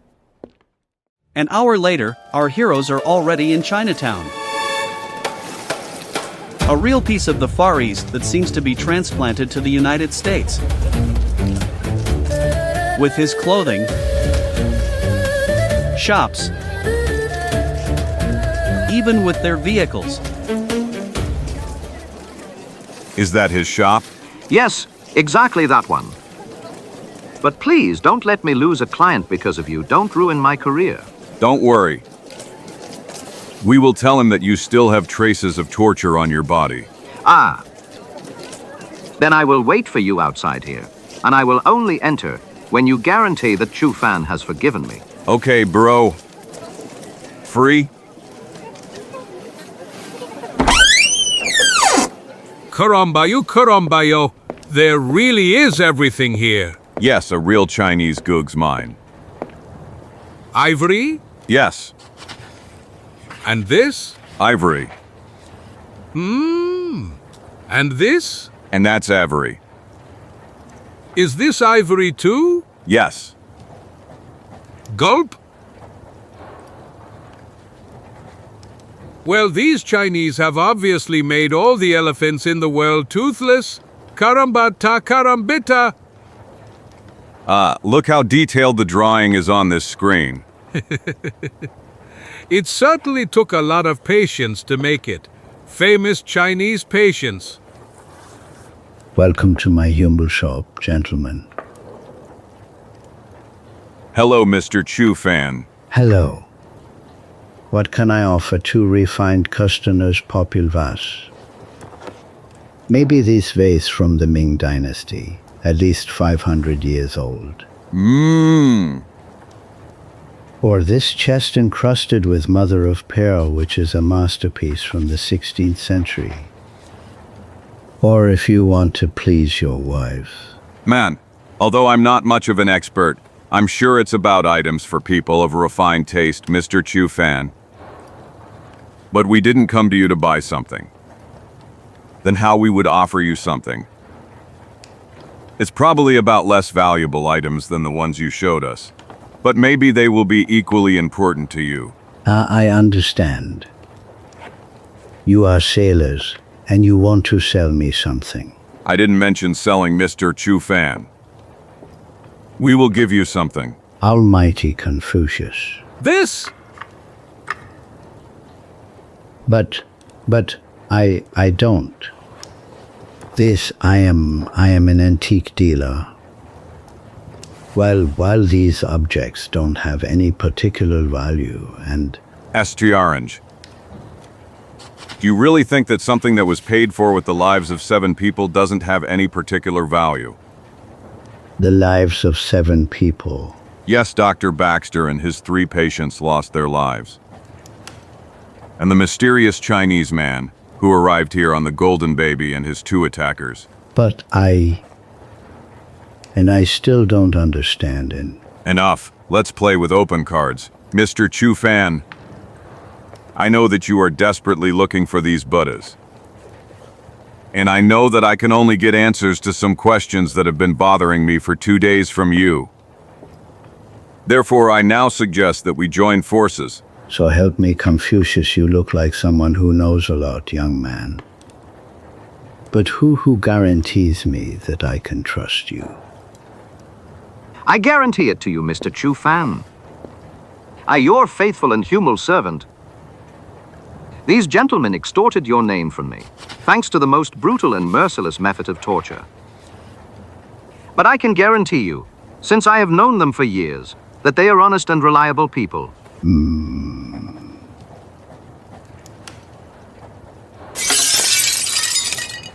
Caramba y carambita. But It's MP, so help me, Confucius. It's MP. But it seems that breaking these Buddhas is a real vice. And there's nothing here either. So help me, Confucius. so help me all the mustaches of my family. But then you just beat me up and then smashed all those bud, as I had in the barracks on the hill. No, I have nothing to do with that story. Namely, at that moment, I hadn't even started the action. Besides, I'm not the type who resorts to violence like Wong-Lot does. And that's why, as you can see, I entrusted my investigation to this famous private detective. But do you have any more of these statues? These were the last two, Mr. Chu Fan. Frankly, I just happened to remember that I saw them down in the hold, so I decided to bring them to you. I am grateful to you for that, young man. And it's a real shame that your friendly act served absolutely no purpose. 1,000 scalps, but what the devil are you looking for in those Buddhas? And who is this Wong-Lot you mentioned? May I know why you are asking me these questions, young friend? Why, the attack on my friends on the Golden Baby may be the first reason for that. And the other can be the assassination that I myself experienced. Then there are the murders of a bunch of innocent wretches. And not to mention the dark threat of a new wave of violence that I sense in the strange atmosphere that reigns in this city, or rather, to be more precise, in this very district. So, Mr. Chu Fan, now you tell me your opinion. Do the reasons you cited justify my curiosity to find out something more about this whole damn story? It must be admitted that you know how to convince people, young man. And therefore, would you be so kind as to come with me to my apartment, gentlemen? I was just about to go and drink my usual cup of tea, and your company will make it all even more pleasant. With pleasure, Mr. Chu Fan. So, about half an hour later. Okay, now that we have performed the traditional tea drinking ceremony, we can also... What? You mean to say that the ritual for which the Chinese are known throughout the world consists only of this? From this cup of warm water? Exactly, Mr. Chico. And what else did you think we would do? I thought we would eat something. Is it possible that you have never heard of tea cookies, Mr. Chu Fan? And what do you think? Why were they named like that? If not for the fact that they are usually served with tea? HHMI this. 1,000 scalps. Will you stop with that nonsense already, Chico? Please forgive this bottomless pit that is called my friend. And I suggest we move on to those important problems, because of which we are here. Yes, of course, immediately. First of all, you must know that, although we respect the laws of the nation that hosted us, the Chinese community in Norfolk has a kind of its own government that is based on the traditions and customs of our distant homeland. I've already heard of that, Chu Fan. Okay, but what you may not know is that all decisions regarding life in Chinatown are made by one single person. A real leader, extremely respected and authoritative, who was chosen personally by our distant emperor, who has his reliable spies here in America. As you can imagine, the coexistence between us, the city authorities, and until recently, our leader, the wise Lai Ting, always managed to maintain a balance between the different sides thanks to his common sense and his experience. Unfortunately, a few months ago, the unforgettable Li Teng was taken by a sudden illness. And consequently, the community will have to accept a new leader whose official appointment will take place during the next dragon celebration. Dragon celebrations? Yes, it's about an ancient tradition, a people's celebration that is held on a date that corresponds to your 5th of October. Ah, well, that's next week. Yes, exactly in 5 days, my friend. Generally, you need to know that there are 2 candidates for the place of the late Li Tiang. The first of them sits before you in the form of my humble smallness. And the other is Wong-Lot, a trader who has become quite rich and powerful in the last 2 years. It is a greedy man and a careerist who built his own little private empire by imposing his power on Chinese communities in other American cities. Norfolk should represent the first step in his ambitious rise, and you can be sure that he will do everything to be chosen. It seems that this Wong-Lot is really a dangerous guy. You are absolutely right, and it is almost certain that among the dirty businesses, thanks to which he got rich, there is also slave trade. Namely, many young women who came here from our country to work in his tobacco factory disappeared without a trace. And some claim that they were sold to the owners of suspicious places all over the country. Caramba ya carambita. Well, that guy is really a real scum. Yes, and your emperor, I presume, considering he is so far away, knows nothing about what is happening here now. No, quite the opposite, namely, our honorable and beloved emperor is periodically informed about life in the overseas community. And I certainly know that his choice fell on my poor and humble smallness. And to such an extent that he has already sent me a golden seal ring that represents an expression of his will. 1,000 scalps. Now I'm starting to understand. And I to hell. That mysterious traveler who was on the Golden Baby was carrying the symbol of enthronement that the emperor sent you. But before he could disembark from the ship, the wicked Wong-Lot, who found out about it, ordered that he be attacked in order to seize the precious seal. Exactly. Seeing that he had no escape, the unfortunate messenger fled to the hold and hid the seal among the cargo. When the attackers found him, they managed to force him to admit that he had hidden the seal ring in a Buddha, but they didn't have time to find it because we captured them in the meantime. Yes, and then they committed suicide. Wong-Lot is so known for his cruelty that his people, when they fail to complete their task, would rather take their own lives.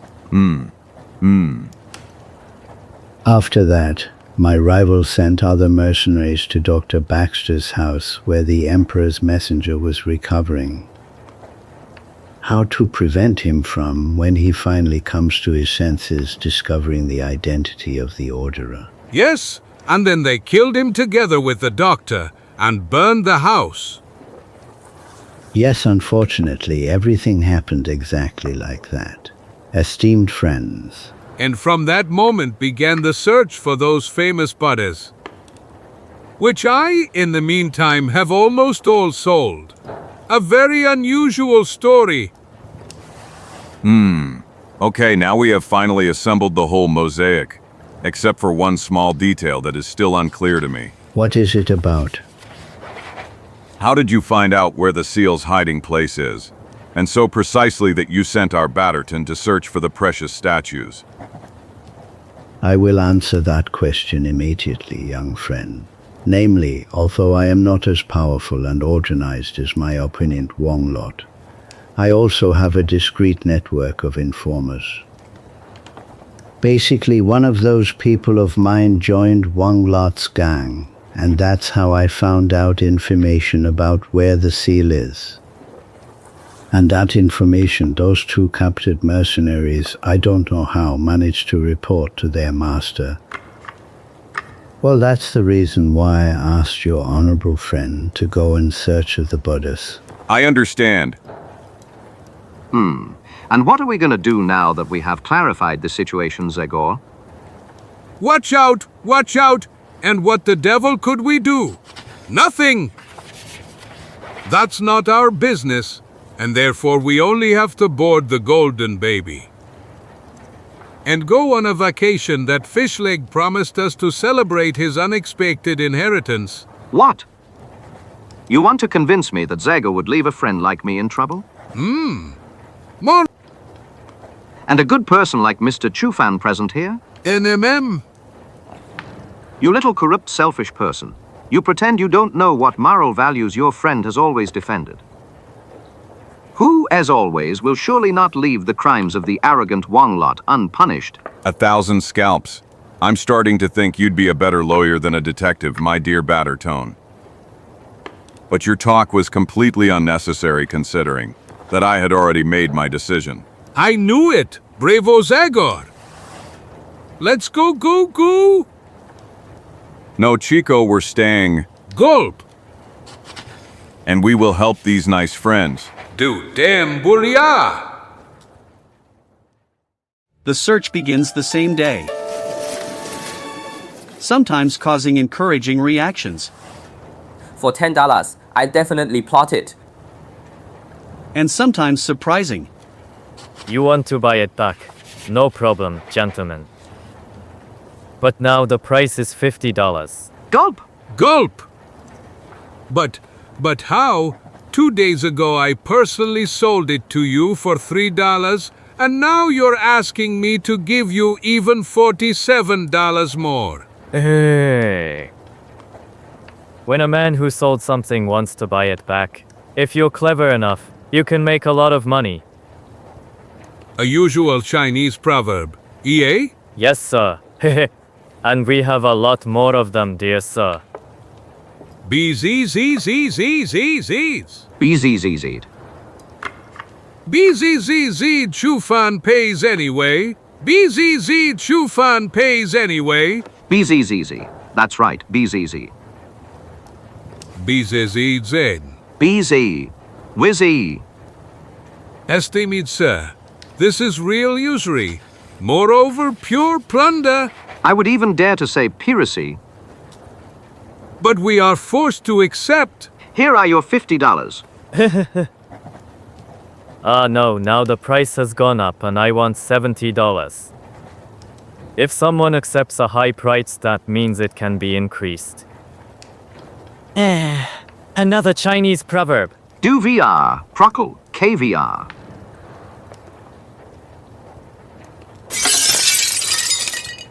Impy. But what? You can't sell ceramics if someone has broken them. Mexican proverb.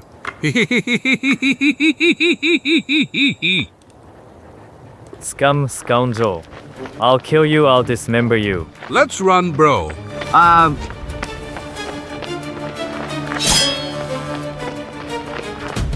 And so, in the days that follow, all the precious statues are found and broken into pieces. Or by the clever efforts of 2 volunteer investigators, either by authoritative interventions of Wong-Lot's mercenaries. But neither succeed in discovering the precious Emperor's seal among the shards. Nothing here either. Come on, friend. Let's try here now. Good day, kind gentlemen. Freely? May we enter? Of course, but who are you? And what do you want? We have come to give you an exceptional offer. Namely, it is about the Buddha that you bought from me. What? I present to you my husband, ladies and gentlemen. Oh, Indian? What a lovely couple. What a perfect Asian marriage. A charming Chinese woman and an Indian who, judging by the color of the turban, certainly belongs to the highest caste. What a damned Indian. I am the most Chinese in this city. And I had to wrap my head because your friends beat me up good. Gulp! When? Oh, our friends. But I don't understand which of our friends. PIH, those who attacked me and took away that damned budgie. And now hands up before. Call the sheriff. Call the police. No, just a moment. Just slowly, let's stay calm. Don't. Thieves, stop them.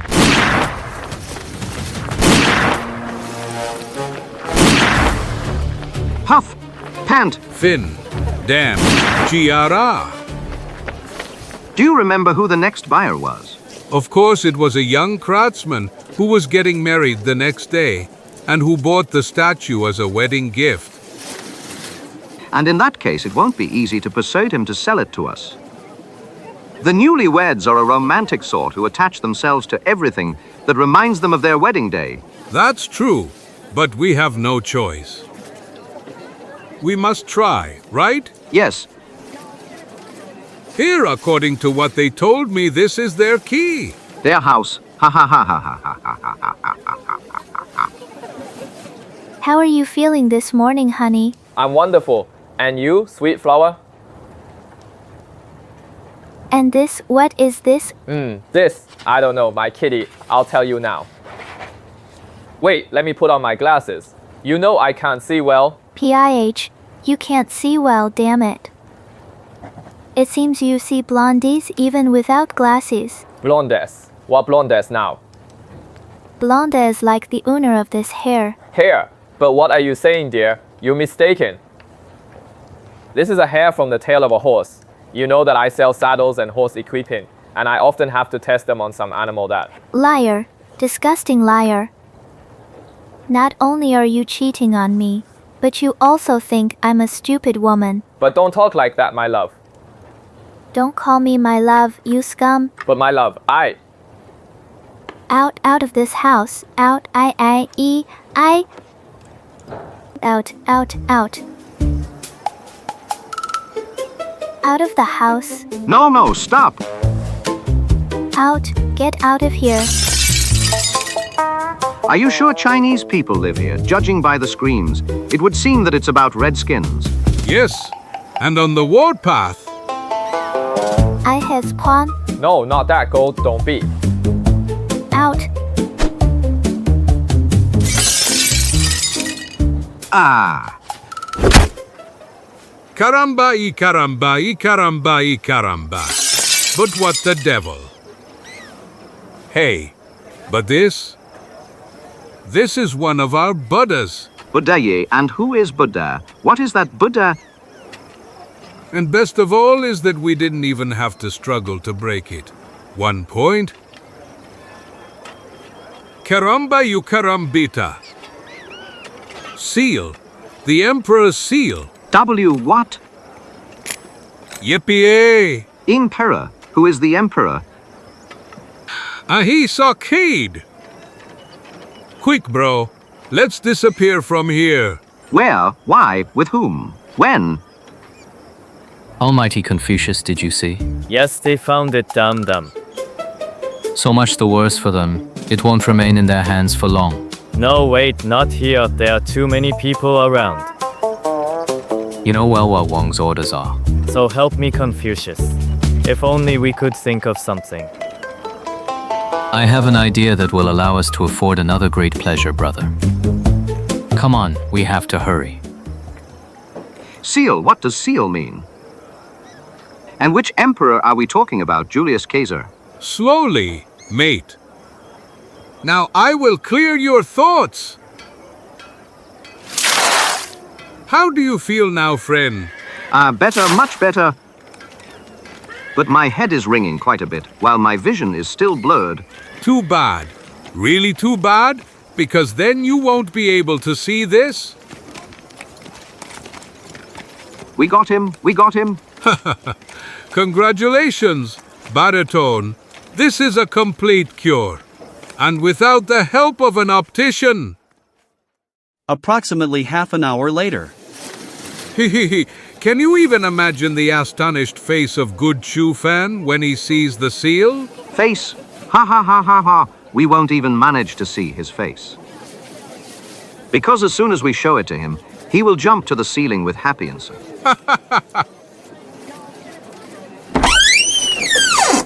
We wish you a good day, Most Reverend Mr. Chu Fan. And today will really be good for you. Because the most famous detective in the world, and his no less capable assistant, they are returning this to you.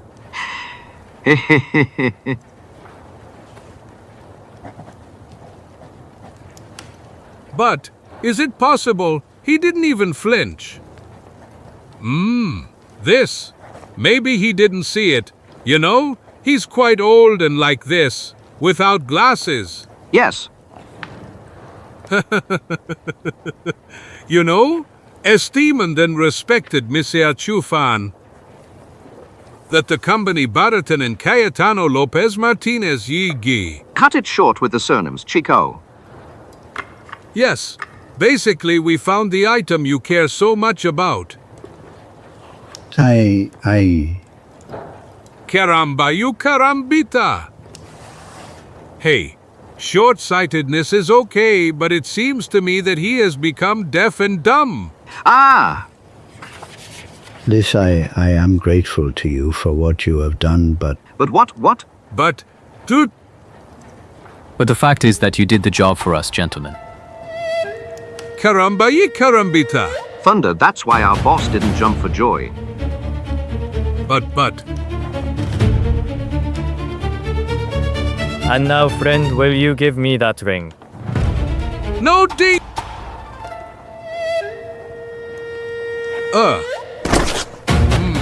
I apologize. Mr. O'Reither, forgive me, O'Reither, for God. Coward, wretched, cowardly monkey. You're using the fact that he's smaller than you. PFF, as if it's a problem to beat someone smaller than yourself. Everyone can do that. Everyone can.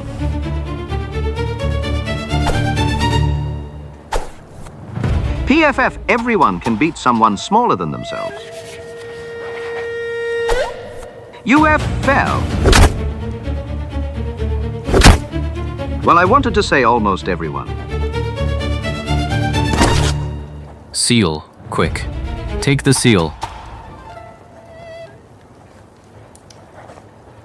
Is anyone there?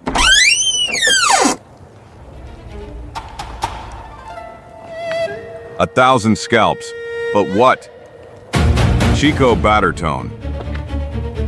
It's them, Zagor, it's them Wong-Lot's people. All my drums of Darkwood. Watch out behind you.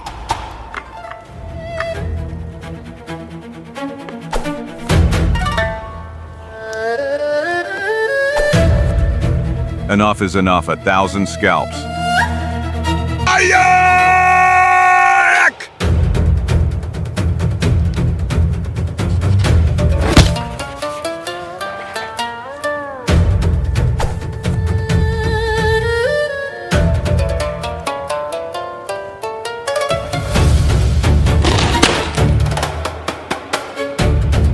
Look, and where did this flea appear from now?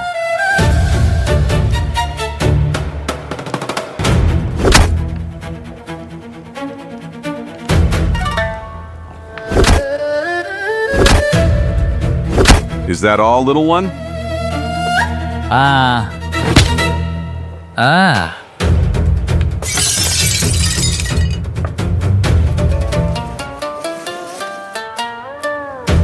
Help. Please. Call the police.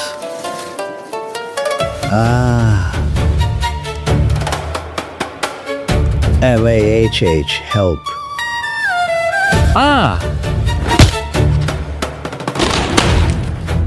Let that man go, you damned monkey. Let him go. Ah. Oh. 1,000 scalps. This one has a head harder than stone. Ayak!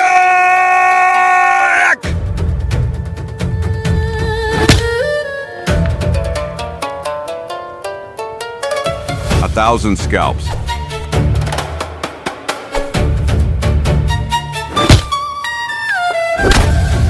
Ah!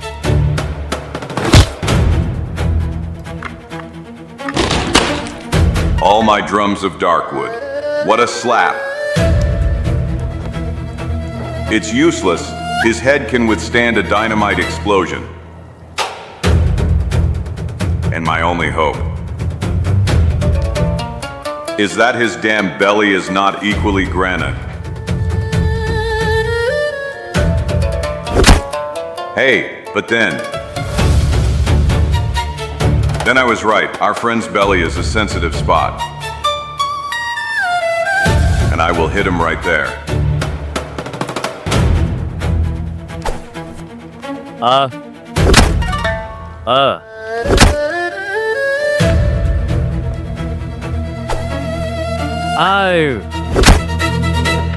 As you see, friend, we all have our weak point. And now the final touch. Well, before Zagor managed to deliver the decisive blow, the opponent unexpectedly ducks and jumps towards the nearby wall, from where he takes an old saber in his hand, which soon proves to be a terrifying and effective weapon. All the drums of darkwood. Damn it, the situation is complicated here.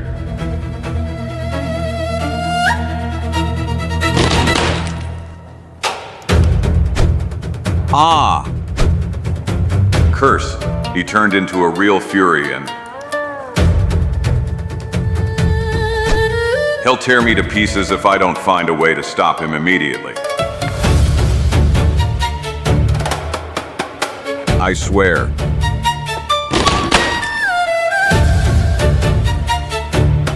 With an extremely agile jump, the spirit with the axe throws itself towards one of the tusks located in the corner of the shop. And the next moment,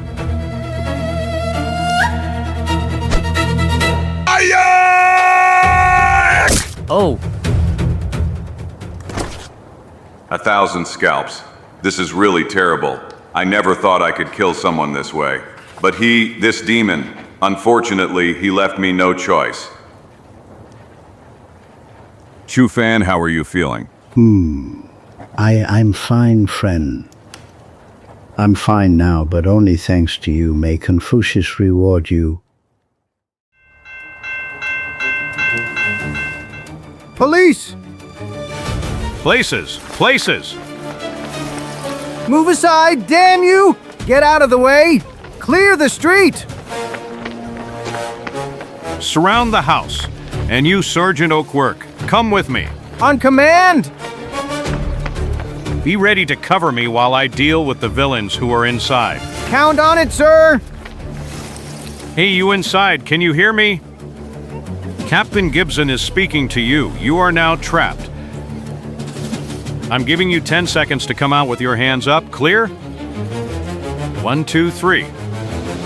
Save your breath, respected Captain. The only ones who are able to get out of the ruins of this shop are the Honorable Mr. Chu Fan and I. Zagor! You again, you! In person, Captain Empha. But what the devil are you doing here, and what does all this mean now? Well, you know how it sometimes goes. I happened to be passing by here, so I helped the owner of this store who was unexplainably attacked by some pie guys. Unexplainable, huh? Well, probably those young men wanted to get their hands on my precious items from the antique shop. Enough is enough, Mr. Chu Fan. Whoever wants to rob a store usually acts at night, without exposing themselves to too much risk. Well, this attack looks completely different, as if something completely different was at play, and not an ordinary attempt at the FT. Isn't it Sergeant? I think so, sir. This giant monkey is familiar to me. I know who he worked for and... Quit. Not now, and especially not here. Sergeant, we'll talk about it later, in my office.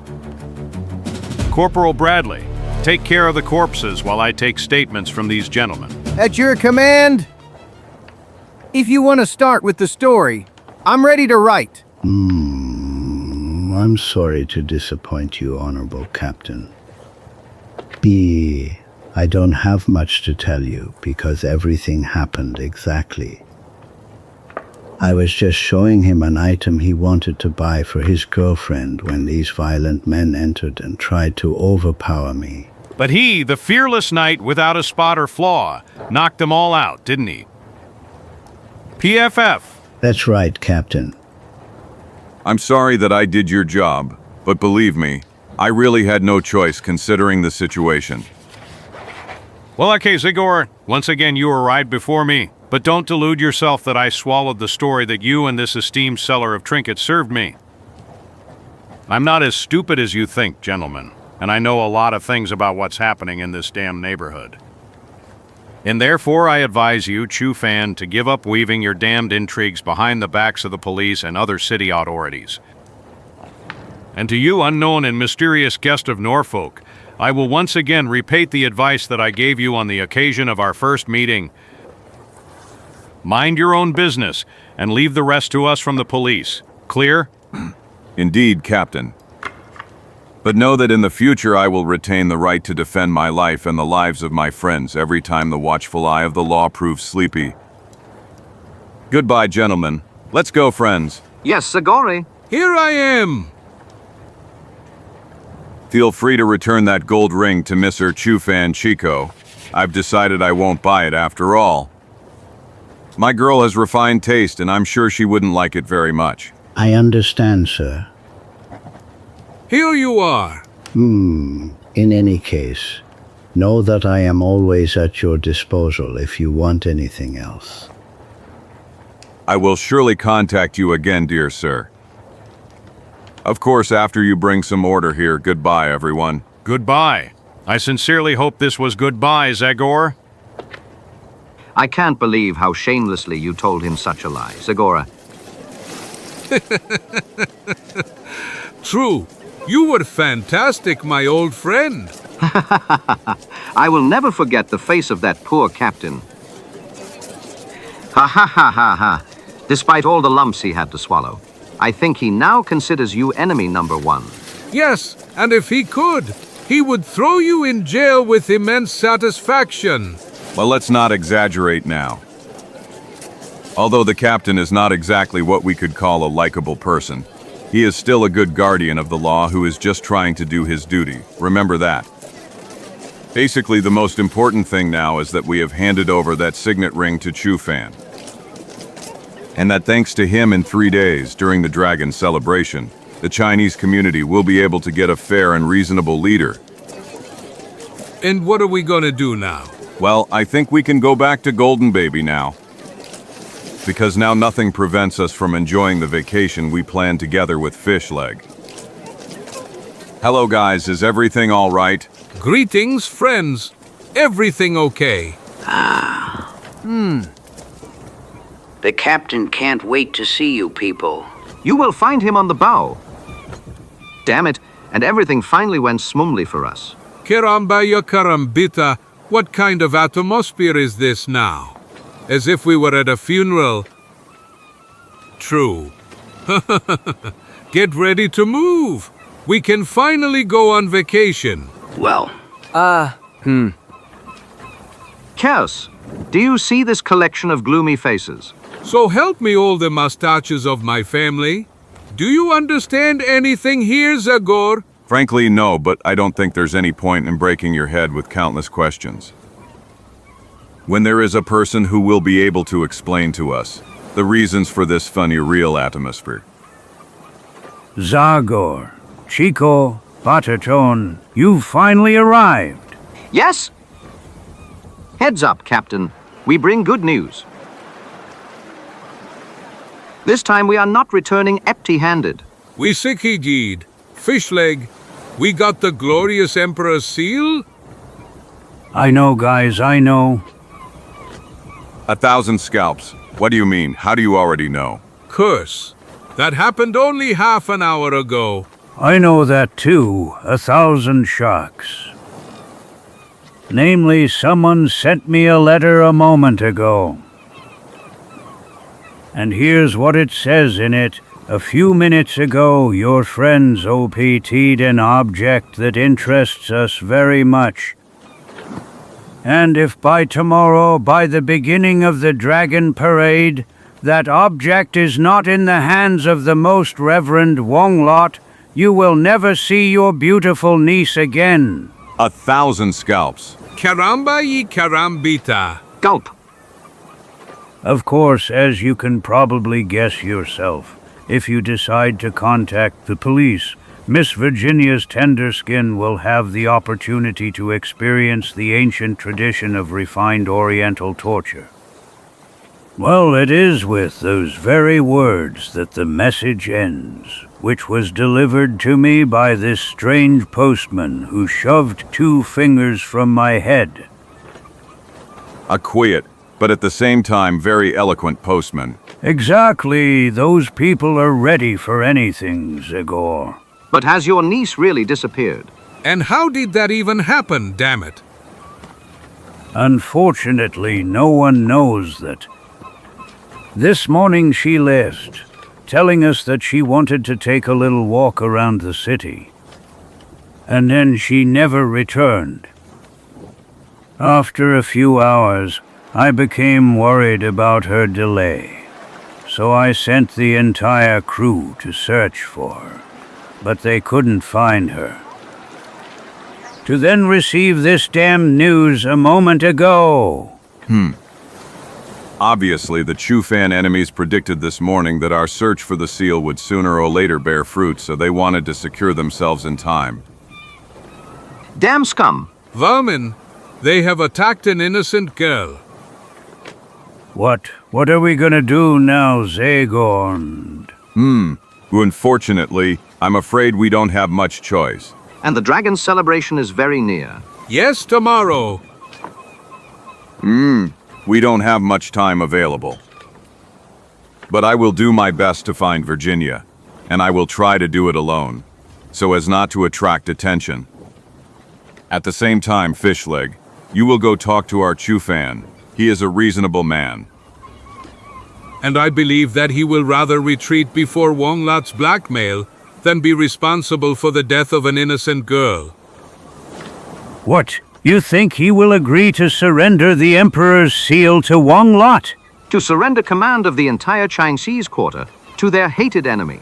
Caramba y carambita. The stakes are really too high. Chu-Fan will not give up the position of leader of the Chinese community. I think that the difference between the pretenders to that position is precisely in that Wong-Lot is merciless and ruthless. Don't worry, dear friends. I am convinced that the good old man will give up the seal if you ask him. But please, also tell him not to hand it over until the last moment of the ceremony. And that is, if I remember correctly, the moment when the dragon appears. Yes, that's what he told us. We will do as you said, Zagor. But your undertaking, besides being dangerous, seems desperate to me. Fishleg is right. It will be like looking for a needle in a haystack. Yes, you have very little information. Where will you even start your search? I don't know. Friends, I am aware of the difficulty of the undertaking. But what can I tell you? I have to try something, right? Hey, look who's approaching us. That pesky Captain Gibson again. What the devil is he looking for here? May my guts become whales, please don't mention Virginia to him. If we mention our suspicions to him, he will immediately take on the job, and then that damned Wong-Lot will carry out his threats. Greetings, people. Good day. Hello. Good day, Captain. What good wind brings you from your office, Captain? You've guessed it, it's about the wind. Or to be more precise, about that fresh sea breeze, which, as they say, is good for the lungs. It was hellishly hot in my den, so it occurred to me that it would do me good to take a walk to the port to cool off and greet my friends before departure. Because, if I understood correctly, you are leaving. Yes, you are right. We plan to sail today. But then... Then I suggested that we stay here for 2 more days to attend tomorrow's Chinese celebration. Yes, that's right. We heard that it's an event that simply cannot be missed. Yes, it's about something really exceptional. But I also remind you that during that celebration, no white man is allowed to enter the Chinatown. So you won't be able to enjoy it very much. It doesn't matter. We will be satisfied even if we experience the whole of that ambience only marginally, in parts of the city where it is allowed to stay. We are people who know how to be satisfied with small things. I understand. In that case, goodbye, because I suppose we will meet again sometime. And I share your opinion, Captain. Goodbye. Goodbye, everyone, gentlemen. Instead, greet your lovely niece for me. I haven't seen her for a while. I hope she is well. Yes, of course. Hey, young people, since the world began, are always well. Captain... Yes, lucky them. Lucky them. This visit is not pleasant at all. You think he suspects something? Well, you never know with that kind of guy. By the tone with which he asked about my niece, one could conclude that he really sensed something. Nonsense if it were really so.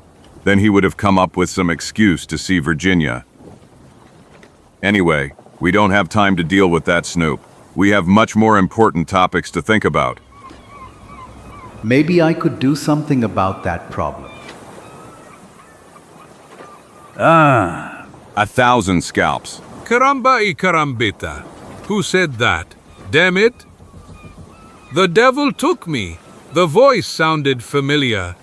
But there isn't even a dog here. By the Holy Trimurti, and what animal am I then? Fat Mexican? Gulp? 100 whales, that was Ramath's voice. That demon has obviously performed one of his usual spells again. Maybe he dissipated into the air, or he became invisible, so he could hear our conversation. It wasn't necessary for me to resort to such complicated methods to hear what you're talking about, people. Considering that you were talking exactly above the place I chose for my little session of meditation and stretching. You say? Haha, he really didn't expect this. Anyway, my offer from a moment ago still stands. Zagor, maybe I can help you find where they are holding Miss Virginia. You. And how, Ramath? By all the drums of Darkwood. What do you know about that story? Currently nothing more than you, my dear friends. But considering the gravity of the situation, I can try to perform an experiment that has already proven effective on other occasions. What a question. It was one of the most exciting experiences in my life. Do you remember when we were looking for Captain Snake's treasure? Oh, absolutely. Of course I remember. Okay, because what I plan to do will be very similar to that, namely, using some of her object, something that belonged to her. Curse! If I didn't know you, I'd think you'd gone crazy, Ramath. But knowing everything you've done so far, I can only allow it without a word. Approximately half an hour later, in the Golden Baby Bar. Did you find what I was looking for? TJH! Although she is a girl, Virginia doesn't have much clothing. But I still managed to find something. Very good. With the help of the gods, this should be enough for us. Now I just ask you to be quiet. I will need complete silence. And don't interfere no matter what happens. Not even to help me. But Ramath, what are you telling us? You want to scare us. I said whatever happens, friends. And don't forget that under any circumstances. Because only one single touch of your hand is enough for all my effort to end in smoke. Caramba y carambita? If that's the way things are, we'll listen to you, Ramath. Before the astonished gaze of those present, the unusual fakir unrolls his small mat and carefully places it on the ground, placing a small oil lamp on one end of it. Immediately then burns the skin. Now you can put out everything else, Chico? Yes, of course. Immediately.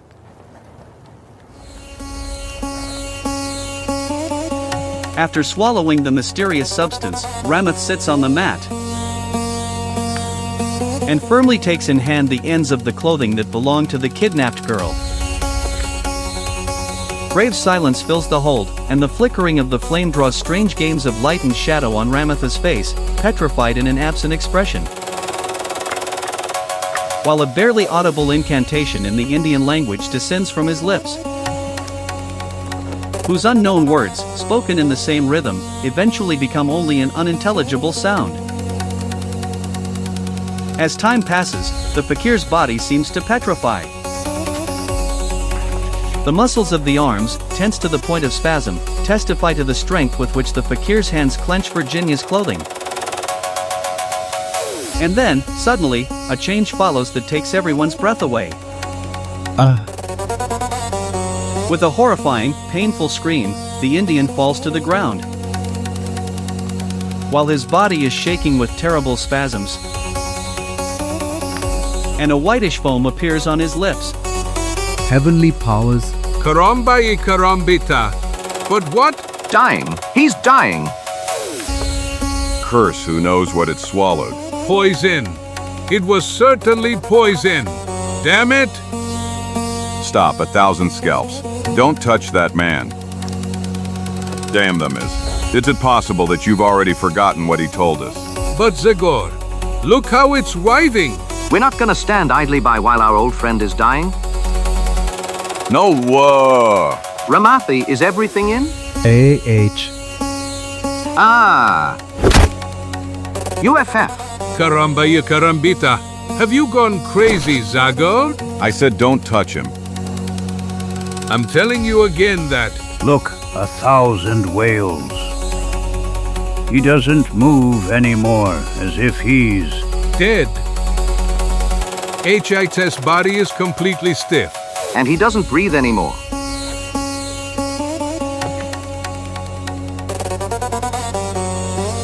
Caramba ya carambita. Who turned off the light? The wind. It was the wind. What wind 1,000 of his whales? There isn't even a whiff of wind outside. To hell, it looks like the oil is gone. Meh! Let someone turn on the lamp, damn it. Yes. Immediately? Matches. Does anyone have matches? Give me matches. Damn it. You are a passionate smoker, and you surely light that damn pipe of yours with something. 1,000 scalps. Wales is wums. But who lit it now? What do you mean? Didn't you light it, Chico? So help me all the mustaches of my family.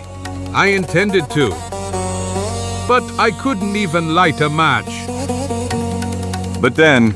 This is ridiculous. Incredible, I can't. Virginia. You are so pale, Virginia. I know you are afraid. Karambai Karambita. Speak. He speaks. By Jupiter, then he isn't dead. PSSST. Excellence, you damned ones. But you don't need to be afraid anymore. Virginia, we your friends have found you. And I, Ramus, see you. I see your terrible prison. But now you will have to guide the steps of the man who will come to save you. Zagor. Yes, I know you are still scared. And I know that my voice, which seems to come from nowhere, seems like a hallucination. No, you must clear your mind of all fear. You must believe me. You must believe in my abilities with all your strength.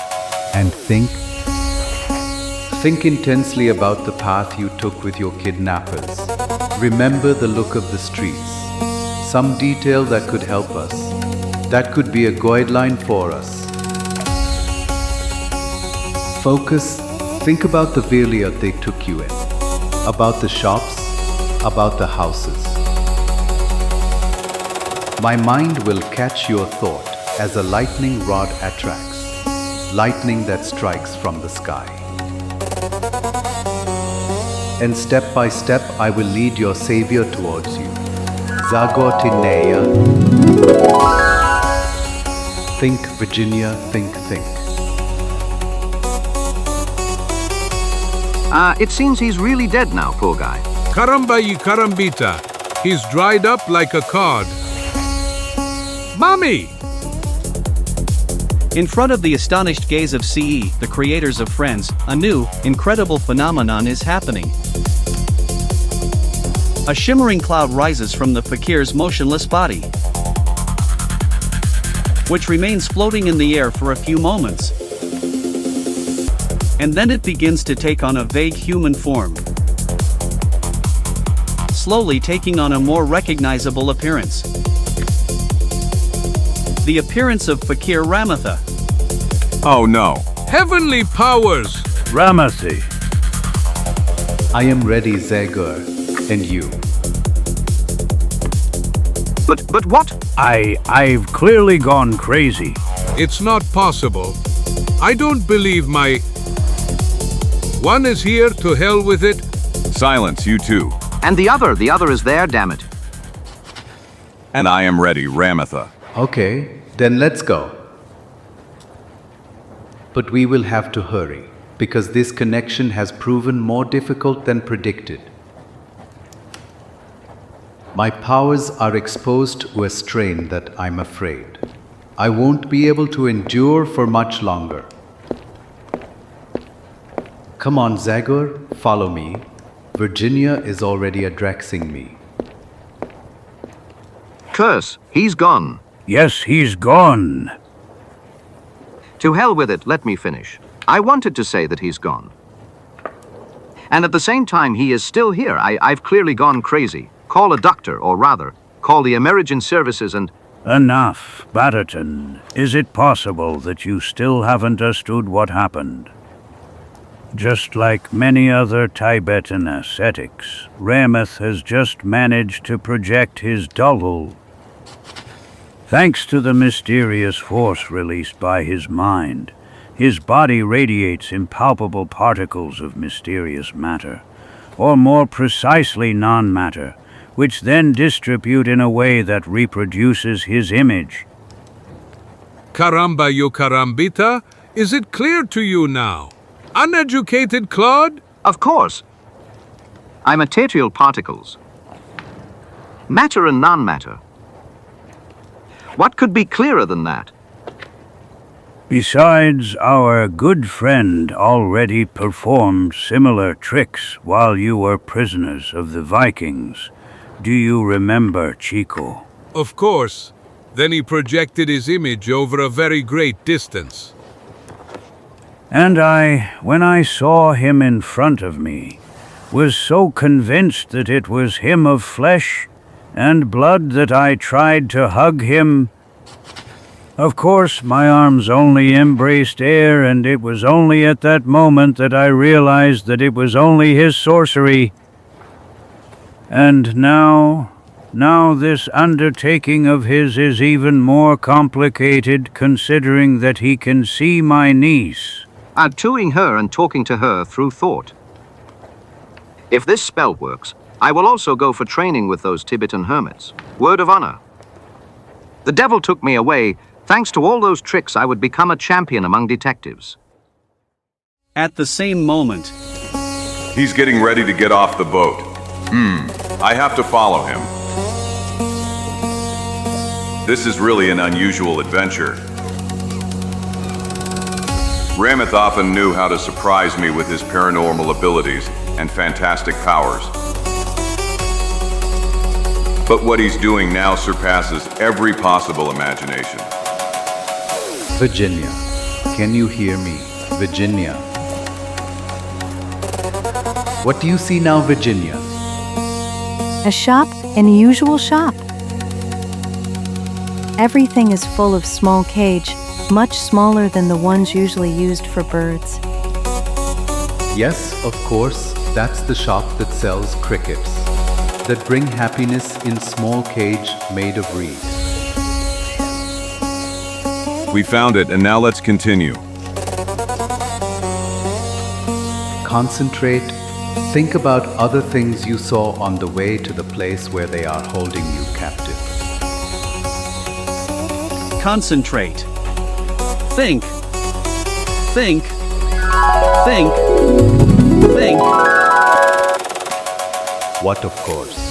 A street vendor's cart. What was he selling on those carts? Maybe fruit or cooked food, rice.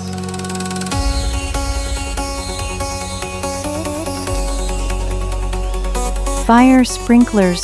Children bought them and happily ran around the street. Over there, Zagor.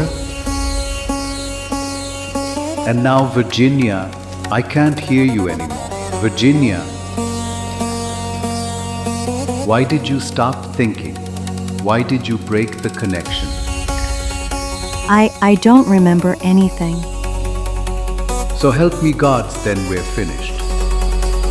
What's happening, Rameth? The girl can't tell us anything more. She says that at one point they put a blindfold over her eyes, and after the sprinkler cellar. 1,000 scalps. We really didn't need that. Yes, and right now when we should be close. Really, you can't tell me anything more, Virginia. Nothing at all. I remember a strange smell. It reminded me of the smell of my uncle's pipe, but it was somehow sweeter, more pleasant. Smoke? You remember you smelled smoke? Yes, there was a lot of smoke, and I also remember the hubbub. We've got them, Zagor, an opium den. There must be an opium den nearby. And how do I find her by all the drums of Darkwood? It shouldn't be too hard for you. Keep $2 handy. And you'll see that you'll soon find the informant. Moreover, I have reason to believe that we have already found him. 1,000 scalps on him. You mean that old sponge? Right on him, Zagor, prepare the money.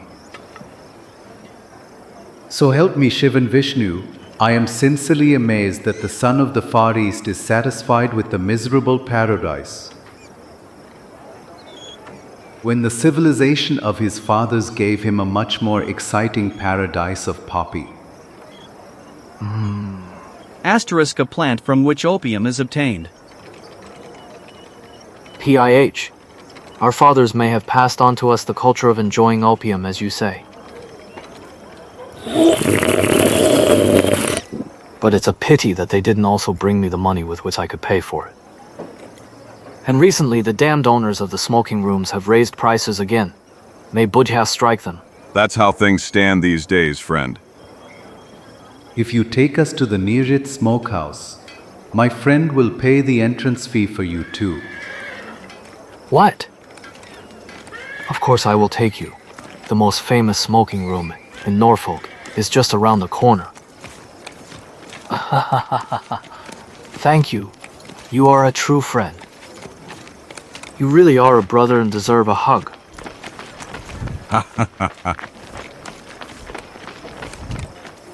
Hehehehe. By Confucius, I missed.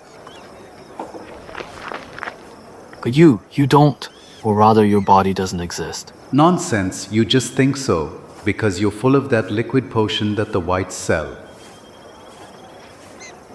Come on, don't bother with that now. You'll hug me when you replace that bad whiskey with excellent opium. Convinced by Ramatho's calming tone, the Chinese man enters a nearby alley with an uncertain step. And after he walked a few dozen meters, These are the doors we are looking for. The gates of paradise.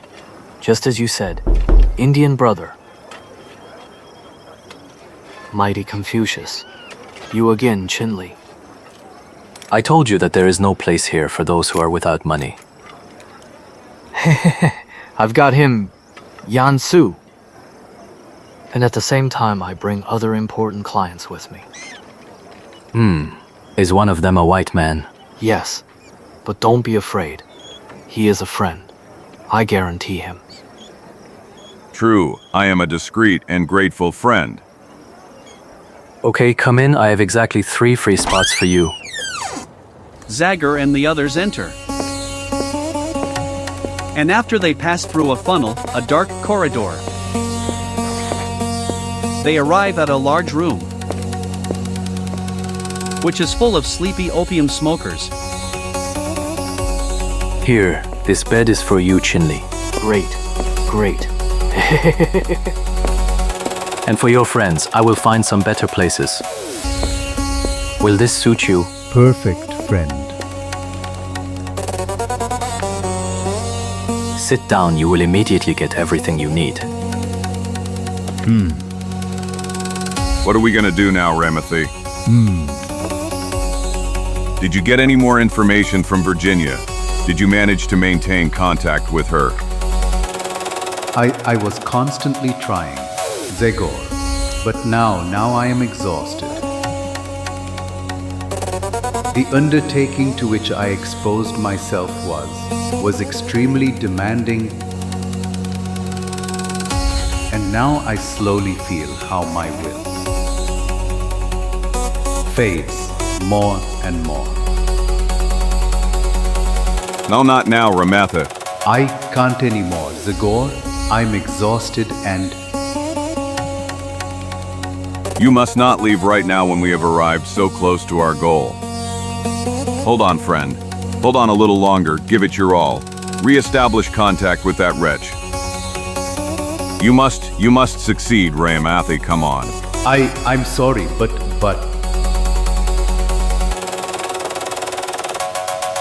Oh no! No, not now, Ramath. This is the worst possible moment in which you could have left me.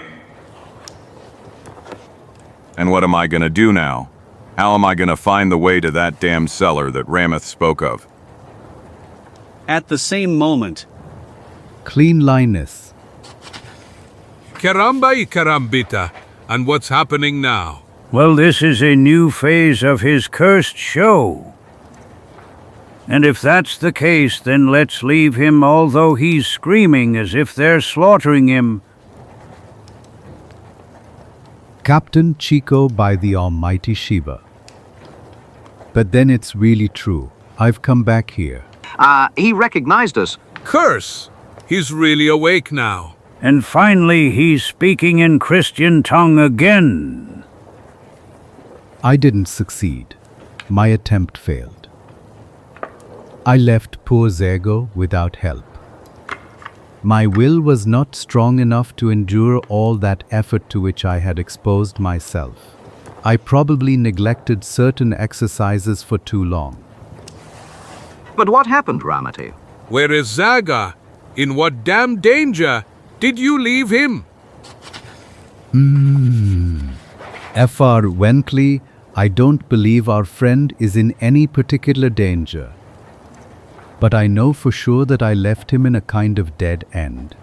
He is now in a situation from which he will not be able to make any progress in the search for your niece. Curse! Wales won't. But Zagor is not as helpless as good Rama thinks. Namely, at that moment the spirit with the axe already had a plan for extraordinary cases. Confucius me. Where did your Indian friend go? This. He's returning immediately. He only went away for a moment because of certain needs.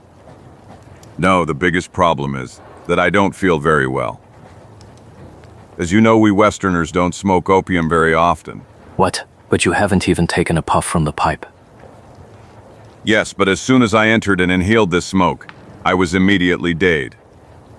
Ka. Probably it's because I'm not used to it, obviously. Even this smoke was enough to cloud my brain and stomach. Please take me out to breathe some fresh air. I will reward you nicely. Believe me. You white people are all the same. You want to stick your nose into our ancient rites. You want to know all our traditional customs. And you are not mentally or physically ready to face them. Feel free to lean on me, friend. I'll take you to the courtyard. Pretending to be dazed, Zagor leans on the Chinese man and pulls a knife out of his boot. And after they had walked only a few steps, he whispers a few words into the ear of the astonished Chinese man. Yes, you are not mistaken, friend. What you feel between your ribs is really the tip of a knife. Of a knife that will end up in your belly if you just try to shout or ask for help. But what are you gonna do if you want to rob us? That's the craziest. Shut up, I want something completely different. Take me to the secret cellar where you keep the white woman. Cellar? But there is no cellar here. Sharp pressure with the tip of the knife and the decisive expression in Zagor's eyes have a frightening effect on the smokehouse worker, who already a moment later changes his story. I have nothing to do with it, white man. I swear to you that I have nothing to do with it. I am just a poor servant, and I am not at all to blame for what is happening here. I'm not interested, friend.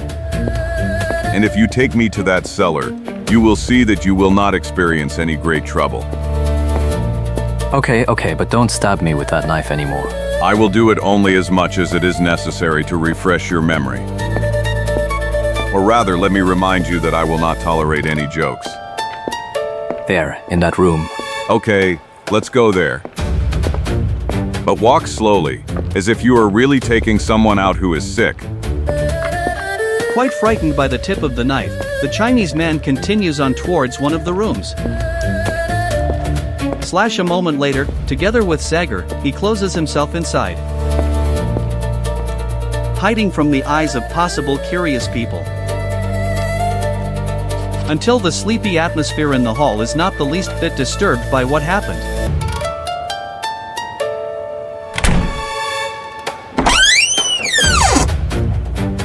And now? Now let's continue our walk, friend. Go first. And wait a moment before you go down. Is this a closing lever? Yes. Okay, then let's put everything back in its place.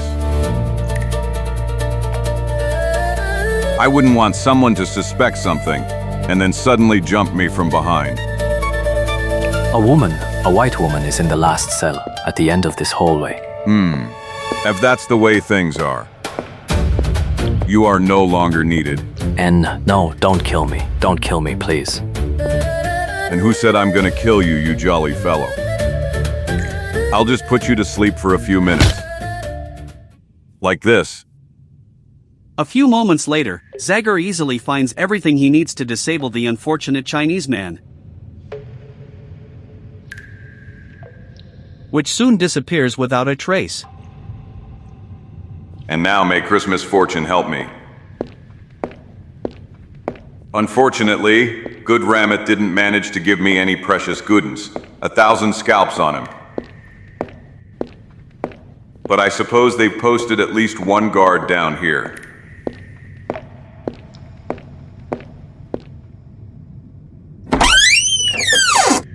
By all the drums of Darkwood, here's someone.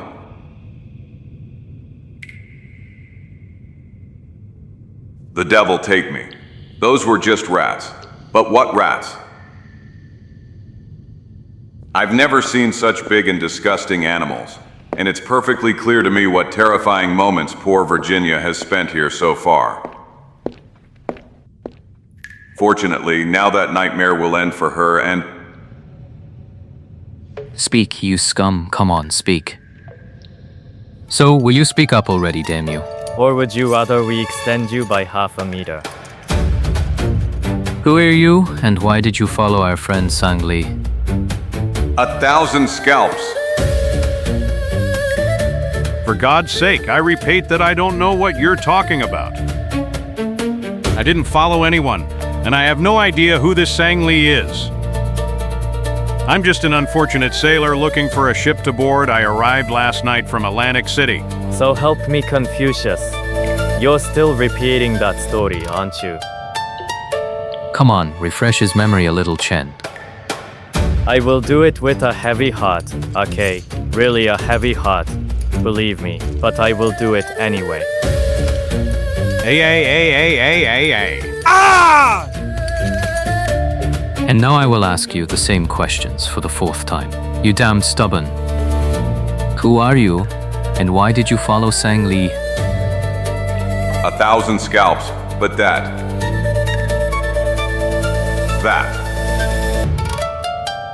That's Captain Gibson. Ah! Wait, Chen. Not so fast. By all the drums of Darkwood. How did he end up here in the hands of these guys? And why, damn it, isn't he in uniform and doesn't want to reveal his identity? The partition has resin. Someone is coming. Damn it. Right now I didn't need this. And where should I hide now, damn it? 1,000 scalps. The ceiling. I have no other choice. And if I turn off this lamp, like this, maybe I'll manage to get out.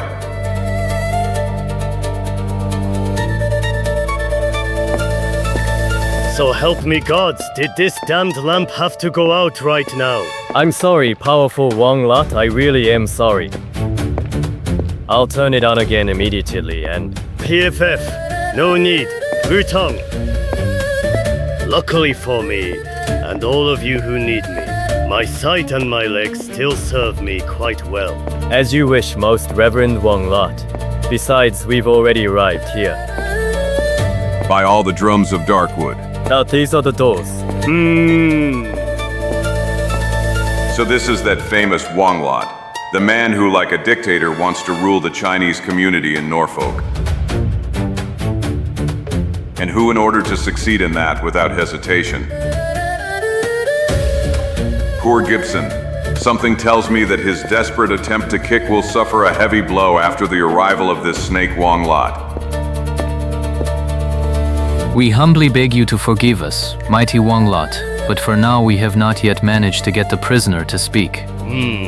Now he has fainted from pain, but in a minute we will bring him to a state where we can continue the examination.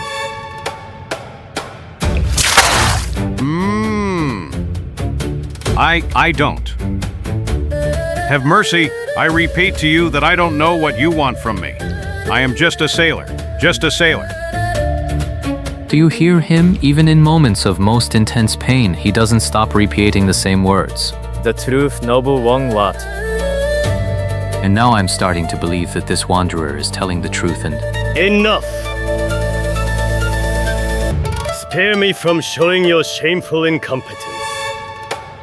And you, leave that useless tool, you fool. I will tell you who the man is who almost deceived you. I am glad to see you in my humble home, Captain Gibson. Heavenly powers, is that you, Wong-Lot? Yes, to your misfortune. That's exactly me, Gibson. Your willpower almost deceived the fools whom, unfortunately, I sometimes have to use. You wretch! So, my suspicions were more than justified. You are that black soul that stands behind all that violence that is boiling and that sometimes knows how to explode in Chinatown. Confucius. But does that mean this is really the police chief? Yes, we've really caught a big fish, friends. Damn, poor Gibson has no hope now. A big fish that we must no longer release? If you called him a fish, powerful Wong-Lot, then we will treat him like a fish. And we will throw it back into the sea, with a beautiful stone tied to the tail. Hi. Murderers, dirty, stinking scum, you won't get away with it. My death will serve no purpose, you can be sure of that. My people have already sniffed out your trail and... Nonsense. That's just nonsense. Captain, you're just trying to bluff. Namely, I have some faithful friends in police circles, whom no one suspects and who always pass on to me news that concerns me in any way. No, my dear friend. I know for sure that my name as the head of the organization that controls Chinatown is just the fruit of your suspicions. And you didn't want to put it on the table until you secured some tangible proof, right? However, what I really don't understand is your sudden decision to go into action alone without the protection of your uniform. Unless when I think about it. Well, of course, that's what it's about. It can't be anything else. Girl, you did all this to try to save the girl. You succeeded. I don't even know how. Not only in smelling out the disappearance of Fisher's niece, but also the ransom that followed. And then you alone, without hesitation, threw yourselves into this crazy undertaking, with fearlessness, an imprudence worthy of your famous ancient knights. What do you call them? Pala. Paladins, yes, you are obviously the last representative of the noble paladin breed. He is the penultimate, people. Because I am the last one.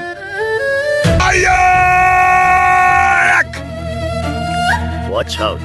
That's surely that damned Zagor, who has already caused us a lot of trouble. Confusion on me. In that case, his career as a damned pest will end right here.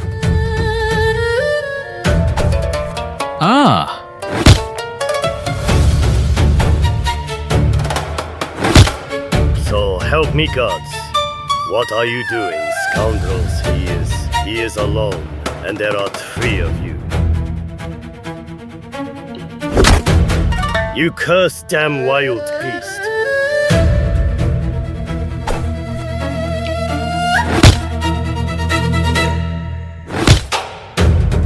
Watch out, Zagor! Wong-Lot is fleeing. You won't, friend. Stunned by a powerful blow, the wretched Wong-Lot begins to stagger. But with desperate willpower, he still manages to move another meter and grab the rope hanging from the ceiling. So help me gods. Alarm signal. It's coming from the basement.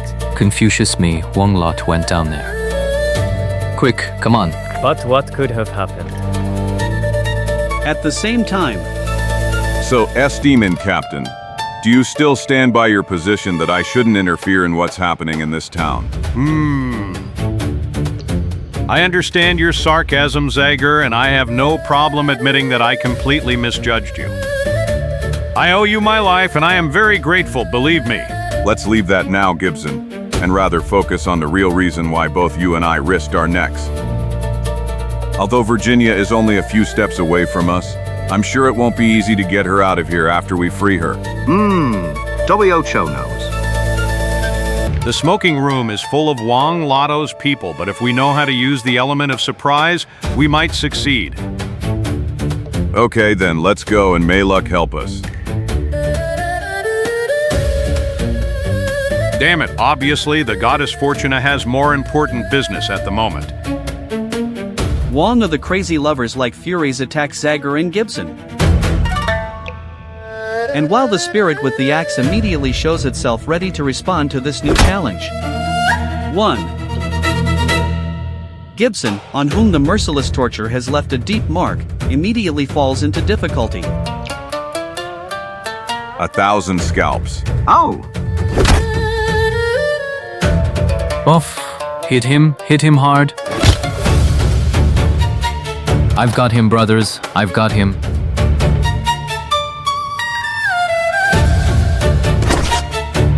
Fools. Damn scum. Confucius, this is a real fury in human form. Ah!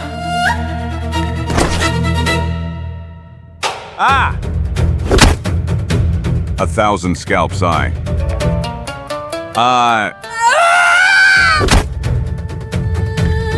So great. So. Thanks, Confucius. Are you okay, powerful Wang Sua, being might? Fortunately, this fool's unusual weapon only scratched me. But he will pay dearly for this blood of mine. Very dearly. Sharks. Throw him into the bay to the sharks, that's the death he deserves. And of course, make sure she's in good company. You mean the other one? Yes, I'm thinking about him, and also about the young white woman. But I don't understand. They told us that she will serve as a commodity for exchange for. Nonsense. Judging by how things stand now, I am sure they will hand over the Emperor's seal to us anyway. And it is also certain that that hen saw too much regarding our organization. I think you're right, Wong-Lot. Don't worry, I'll take care of it. Alright, but hurry. Don't forget that the dragon celebration will begin tomorrow morning, and that I want you by my side in the afternoon at the time of the parade. I'll be there, Honorable Wong-Lot. I'll certainly be. And thank you from the bottom of my heart for the honor you show me. A few hours later, when dawn is already beginning to break in the sky. Hey you! Good morning, Lu Tong. How was the fishing? Hi. Excellent, brother. As you can see yourself. Mullets, pale catfish, and fat barracudas. I was very lucky. Hey Liu Yu Gain. Since fate has brought you here at the right moment. At the right moment for what? To do a valuable service to the powerful Wong-Lot. That's how it is. It's a huge honor for me. Just tell me what I have to do. You just need to re-raise the sail and return to the open sea up to the height of the Northern Cape. Return to the open sea? But I just arrived, and I haven't slept a wink since yesterday. Confucius, is that the answer I need to convey to Wong-Lot? No, don't do that, please. My boat and I are at your disposal, believe me. Should I maybe feed the sharks? Text. I see that you know a lot. Hehehe. In the past, I already had the opportunity to do favors for the powerful Wong-Lot. All the better. Come on, make some room for the new goods. 1 bag? 3 bags, and their contents are so precious that you must hide them carefully. Relax, Lu Tong. I'll do everything right. I am perfectly relaxed, Lan Pat, among other things, because I will personally come to check the outcome of the operation. Did you call us? Liu Tong? Bring the goods, brothers. The body is ready. A few moments later, the first bag is already in the small boat. And soon after it, the second follows. and finally the third. Come on, Lonpot, we must hurry. I don't want to be late for the dragon's celebration. Hi for that. You must turn to the god of winds, not me. Hi. Soon after, the boat leaves the port where everyday activities slowly begin to unfold. Passing a few meters from the sleepy and distracted patrol of the port police. And then, carried by a favorable wind, the bow heads towards the open sea, leaving Norfolk behind. Hi. You are a lucky man. Lu Tong, everything is going according to your wishes. The wind is favorable. And besides that, wherever I look, there is no trace of other boats. The truth. And therefore no curious people who could cause us problems. Hi. Yesterday my fishing friends didn't want to sail out so they could be sure not to miss the dragon celebration today. I can imagine. And you trickster, you caught a lot of fish and for them. Exactly. Hi, exactly. All the fish from the bay last night were just for me. Hi. But what are you doing? Are you going to kill them? No, brother. Quite the opposite. I want them to breathe some air and see how beautiful life is. And you surely want them to see how ugly the jaws of a shark are. You are a very clever man, Lonpot. You are absolutely right this time. These people have given us huge headaches. And Wong-Lot will consider that he has avenged himself only when he finds out that they have suffered a cruel and painful death. And since we're at it, you were lucky in that too. Look over there. Confucius May. Our dear friends us usually don't come so close to the shore. Hi, that's a sign that they are hungry, Lu Tong. And we won't keep them on a diet for too long, will we? That's right. To start with, we will serve them a nice tasty appetizer. A young woman. Scoundrels! Scoundrels. Let her go. Let that girl go. Kill us freely, but spare that innocent girl. If you let her go, I promise you that... PFF, the dead cannot make promises. White man. And you're already dead. Hi. Look, in the meantime, the number of our dear friends has increased even more. Yes. They have obviously realized that it's already lunchtime. Here, friends, the appetizer is ready. Hi. My confound it, hold it tight.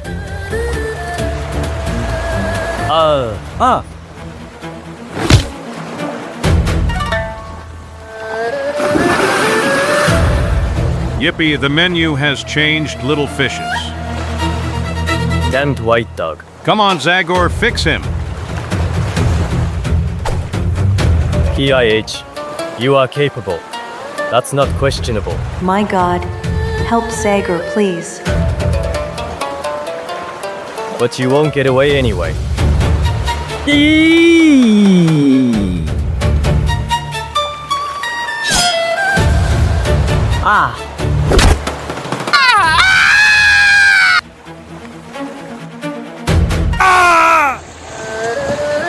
A 1,000 scalps. What an ugly sight. Yes, that poor guy was just a trivial figure in Wong-Lot's game and didn't deserve such a horrible end.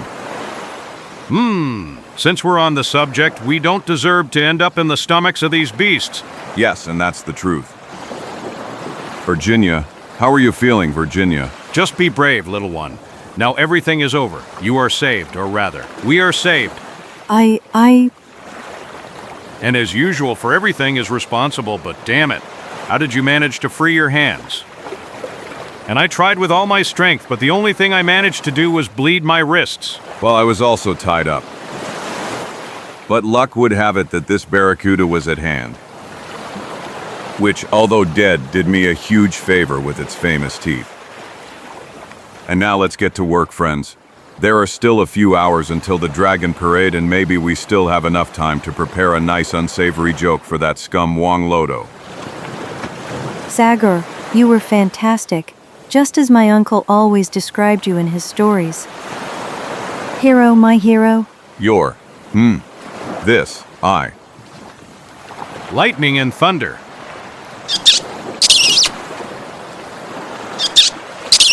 Devil take me, people, with all that great passion, you will set this boat on fire. Firefighters, call the firefighters. 1,000 scalps, but... Captain Gibson, how dare you?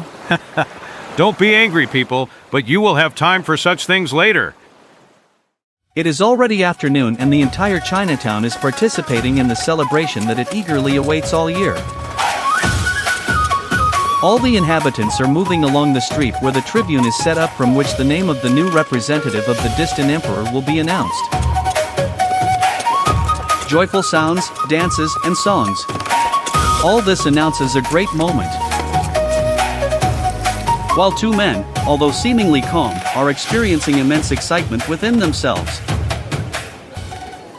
So, honored friend, I'd say the time has come.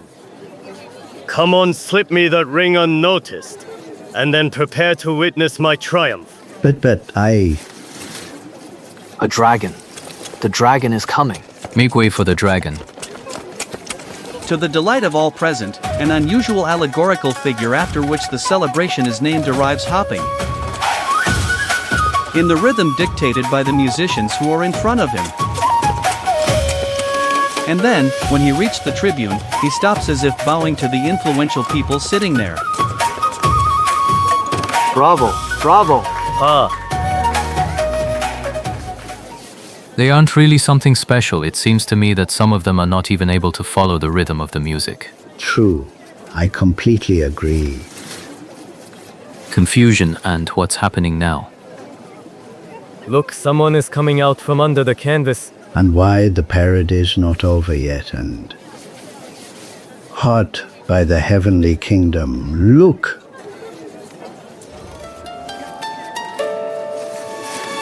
White men. They are white dogs.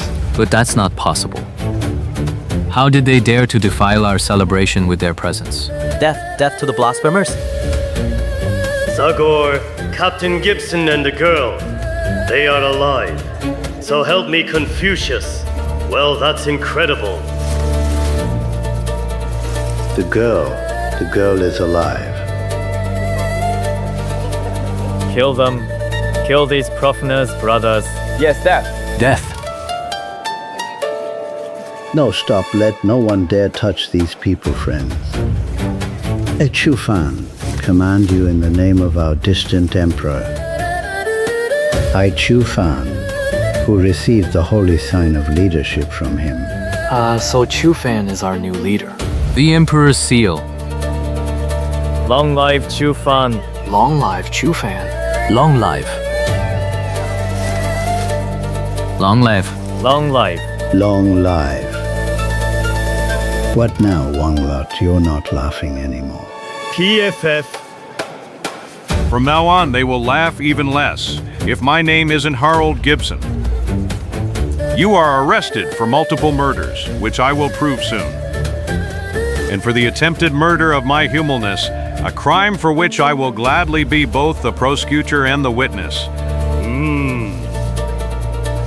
I hope you have enough common sense to come with me peacefully so I don't have to use force. Relax. Captain Gibson, I do not intend to turn this celebration into a slaughter. An intelligent and experienced man knows very well when the game is lost. And I am aware that my game is irrevocably lost at this moment. Shall we go, Wong-Lot? You can't wait to put a noose around my neck, right, Captain? Why should I deny it? Yes, that's the only thing I've been thinking about since I saw you in that damn basement. I understand. But I will have to disappoint you, Honorable Captain. You will not see me climbing onto the scaffold. No you. Nor anyone else. Damn it. 1,000 drums. But may one know what? Wong-Lot, Wong-Lot. Watch out, Captain. This could be a trick. What a trick, a curse. This man is dead. Dead.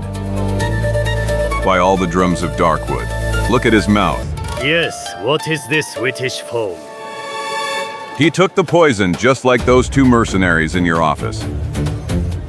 Of course, the ring. Look at the ring.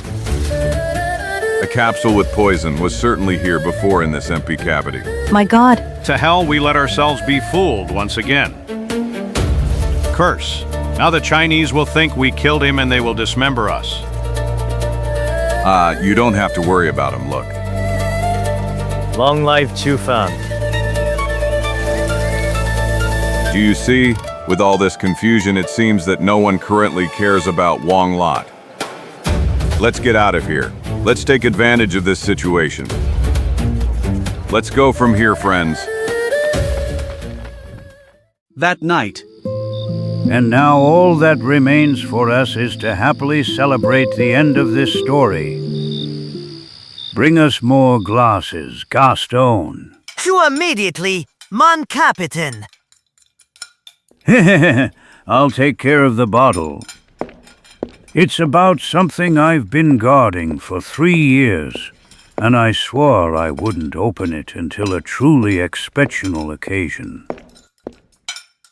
And I must admit that there is no more exceptional opportunity than this. Here it is, real Scottish whiskey aged 10 years. Excellent. Captain. 10 years. Well, then he's a real veteran. Yes, and the honor of opening it will belong to the person who has suffered the most in this story of all of us. Virginia, so the honor belongs to you two. But where is Virginia, damn it? Until a moment ago, she was next to me, and... Well... Virginia, where did you disappear? But Zagor isn't here either. Yes, and he was here until a few minutes ago. Virginia Trevor! You shout in vain. Mon captain, Virginia is gone. Missing? What? Gone again. Oh no? Or gone? Missing. Slowly, slowly. At least let me finish the sentence. I wanted to say that Mademoiselle Virginia disappeared in a boat together with Zagor. In a boat? And where did they go? What a question, mon captain. On a romantic trip, I suppose. The night is pleasant and clear, the moon full and bright, and the sea calm like oil. What more does a beautiful young couple of hot blood need? No, 1,000 whales, not this. That bastard Zagor shouldn't have done that to me. He's a real bastard, a seducer of girls. Yes, because my niece is still just a girl. An immature girl. Well, now you're exaggerating, Captain. Namely, it's a 20-year-old girl who knows very well what she's doing. Carambaya carambita. And that she is an immature girl. Well? One day, accidentally passing by, I peeked through the window of her cabin and saw her scantily clad. And to tell the truth, she didn't look unripe or like a little girl. What did you do? Damn voyeurs. After that seducer of little girls, that's all I needed. Obviously, at this moment, I have all calibrates of sexual maniacs on my poor ship. Gulp. But I just accidentally saw her and... Thunder. Now you're really twisting the state of things, mon captain. Why are you listing so many different names for what's happening between Virginia and Zagor? We French people have a nice sentence for that. And she sings, "Ça, c'est l'amour." That's love. Well said, Gaston. Really well said. Bravo, Gaston. Besides being the king of the kitchen, you are also the emperor of common sense. Come on, head up, Captain. Besides, you always said that Zagor was like a member of the family. And now you only have to accept him as a nephew. Ha ha. What kind of nephew? It's not over yet. Maybe some things can still be fixed. Zagor! Zagor! Where are you, Zagor? Come back. Return back immediately, Zagor. Zagor, return my niece to me immediately, Zagor. Zagor! Where did you hide? Come back to the ship immediately. Virginia, Zagor, did you hear? Come back to the ship immediately. But we are already on the ship, Uncle. And all this time we were here, weren't we, Virginia? Of course, sweetheart. Uncle. Zagor called me uncle. Oh, no!